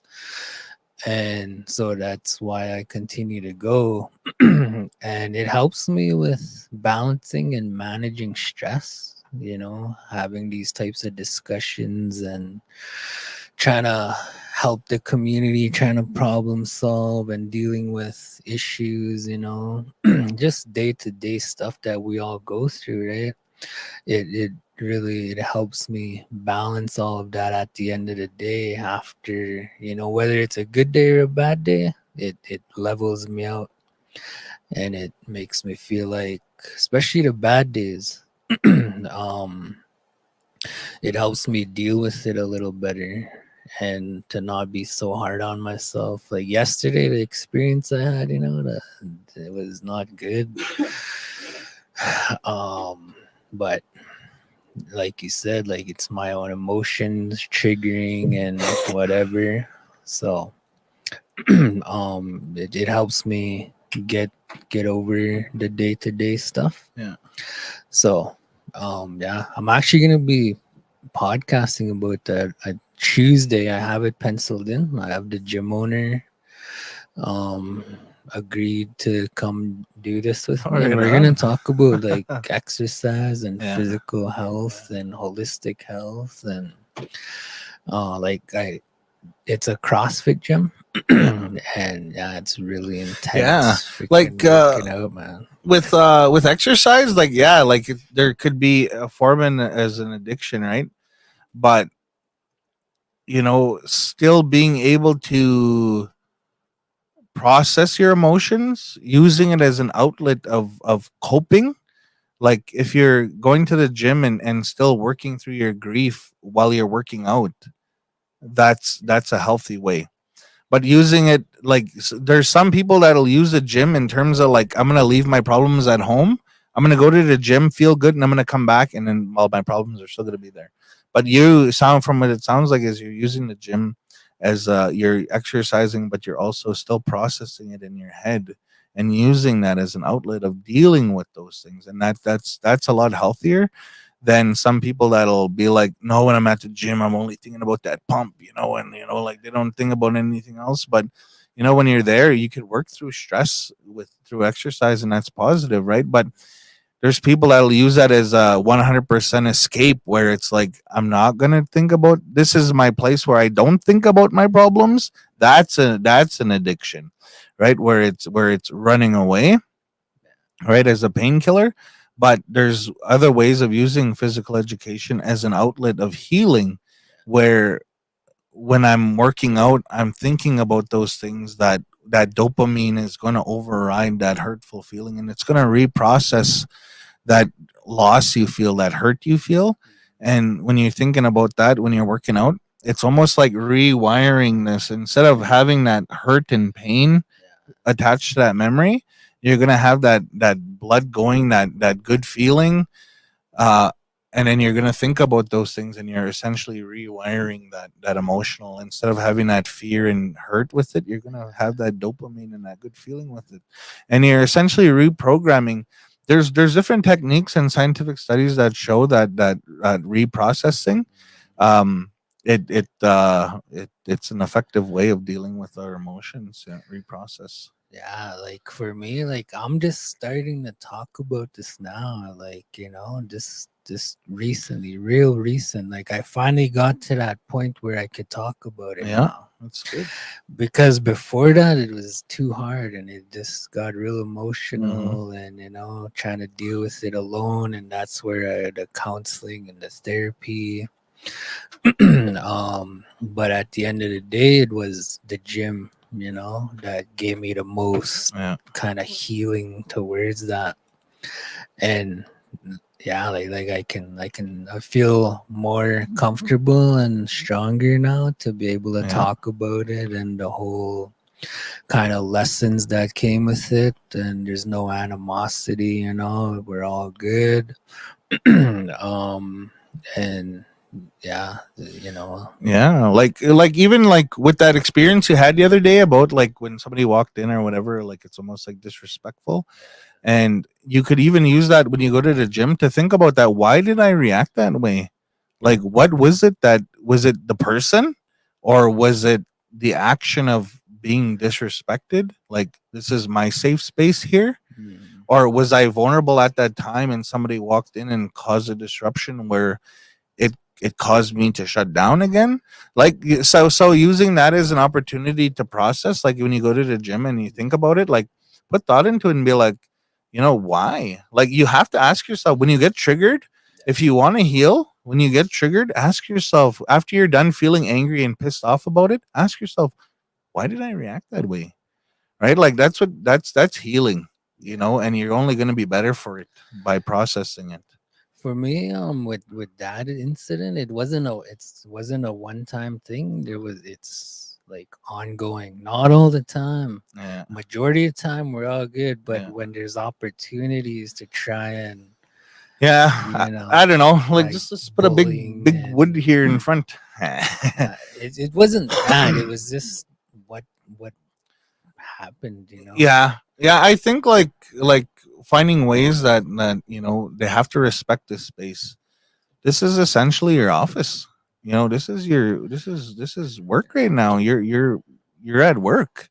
You're not just sitting here, shooting a breeze, like whatever. Yeah, we kind of are, right? But we're still talking about serious things. Like, we're talking about the community, we're talking about ourselves and on our healing journeys, and hopefully it's educating people, right? And for somebody to come and interfere with that, like, it's almost like, to come and yeah, put you down and yeah, disrespect like you in front of that's like everybody, coming trying into your to office and make knocking you yourself down. look better. Or, Yeah, and that's like, that's that person that they're so insecure and worried about the good things that you're doing right now, that it's like crabs in a bucket. They just want to survive, but they're doing it in a way that's harmful, right? And that's unfortunate, and that I'm sorry that you experienced that. And but now you have a chance to process that, and you can also think of ways of what's going to work where it's not going to happen again. yeah, Because getting put in that situation, and to be in that situation, it's not good, especially when you're live on the air, and like, all of a sudden you have a breakdown. now And or else you have to act violent. Like like, yeah, that's the it's thing too, not right? Like, nice it's a lot, right? But like, you're while you're live in the middle of a show, like just to yeah. deal with that. Like Yeah, but like, things will work itself out. As an adult, you're able to think clearly and process it, and come up with solutions where and avenues of preventing it from occurring again. Because it's almost like you going into the chief's office and start banging on his table and telling him what to do. That's a no. Like, you people get written up for stuff like that. That's a HR thing. Like, you can't do that. What happens? Well, you'll get written up, or whatever occurs, right? Like, this is essentially your office people coming in, banging on your table or whatever, saying these things to you. That's harassment, right? Like, that's making comments that are belittling you. And we have policies for that, right? That you guys, you know that, right? You guys were part of those policy decisions, right? Like, we have that, like, decisions, like, I don't know. It's getting you're getting me riled up here, yeah, and yeah, but yeah. it's not fair. But I'm glad that I had the opportunity to be invited, and even asking you, like, to be here, to talk about things that I love to talk about, like mental health and stuff. And I really hope that the things that I said, somebody heard something and felt something at that time. Like, for me, I could talk all day. I could literally sit here, and be like, "Hey, what's up?" Chit chat all day, and I'd never run out of things to talk about. But like, it was good. I'm so glad I had this chance. Like, I felt uncomfortable at first, like, oh, what am I gonna do? I never sat and talked on a podcast before, and where do I look? Do I just sit here like a, like a little doll or whatever? I didn't know.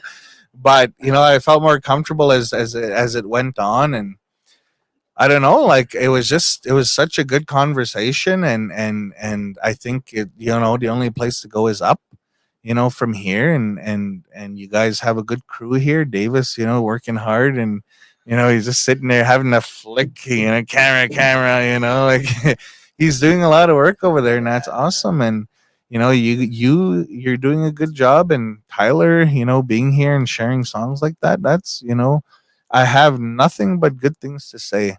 As negative as I am, as people say, but as people think that, like, I 100% agree with anything that supports the growth of the community, and this podcast, and the reach that it has, and the potential that it has. you know is something that I just find amazing. And maybe one day, like for myself, if I ever feel like I want to get to that point, maybe I could start my own kind of a podcast and, rated 18 plus. Like I just be sitting here having a cigarette, on camera or whatever, like, oh, give me the drum roll, like it's wrapping up now. But yeah, like we've been talking for quite a while, and it's what happens when the discussion is good. Time just flies by, and I just want to say, thank you guys, for having me on here and giving me that opportunity to share. And like me, I stayed away from the politics of whatever, right? I just wanted to just share what I know, and and hopefully it enlightens somebody. And maybe now all of a sudden somebody will be like, hey, message me and be like, hey, can I chat? Or maybe they'll be like, oh, you want to come and talk over here to these people? And I'm up for that. I've done that too. Like I used to be a facilitator, and I used to go to different communities and talk about mental health. Yeah, and share my story about, what I've experienced, essentially what we've talked about here, like I'm an open book. Like if somebody wants to ask me questions, like I've always been very open about sharing my life, because it's not hurtful to me, it's my life, it's part of who I am. And it shaped me. It's not me. Like I'm not the abuse. I'm not the violence. I'm not the neglect. I'm not those things. It shaped part of who I am, but it's not who I am. I am not a victim, right? I am not a survivor. I am who I am. I am just me, right? And we have to get away from labeling ourselves, right, as like, oh, I'm a victim, like, yeah. But yeah, so with that, All right, bro. Right on. Yeah. Thanks for coming. Thanks for doing this. Thanks for all the good words and sharing your experiences and your story. I'm pretty sure we achieved what you just said. At least one person. Like for me, I was impacted that way listening to the vulnerability stuff. And yeah, I really appreciated this. And yeah, we'll set something up here. I think there's something here, and we'll talk about it, and we'll make some plans. We'll brainstorm. And again, thanks, Davis. I know yesterday we kind of went a little long too, and I forgot, but that he was kind of mentioning that chair is not the greatest. oh, I forgot geez. about that. So Davis should took the good chair here, chief and council chair. yeah. So with that, I think we'll shut it down. Hi Yeah. again, Clayton. Yeah, thank you very much. Yeah, for letting me be here, and hopefully, maybe in the future, we'll be able to do it again, have another chat, and maybe a Yeah. different topic. Never know. Yeah. Maybe just shoot the breeze or whatever. I don't know. And never know what's gonna happen, right? Yeah. Yeah. Yeah. So with that, thanks everybody for tuning in. The ones that stuck with us and the ones that are gonna come back to this. I hope you guys enjoyed it. And yeah, we'll shut her down there, and we'll catch up again soon. Hi, Davies. It's on you. Are we done?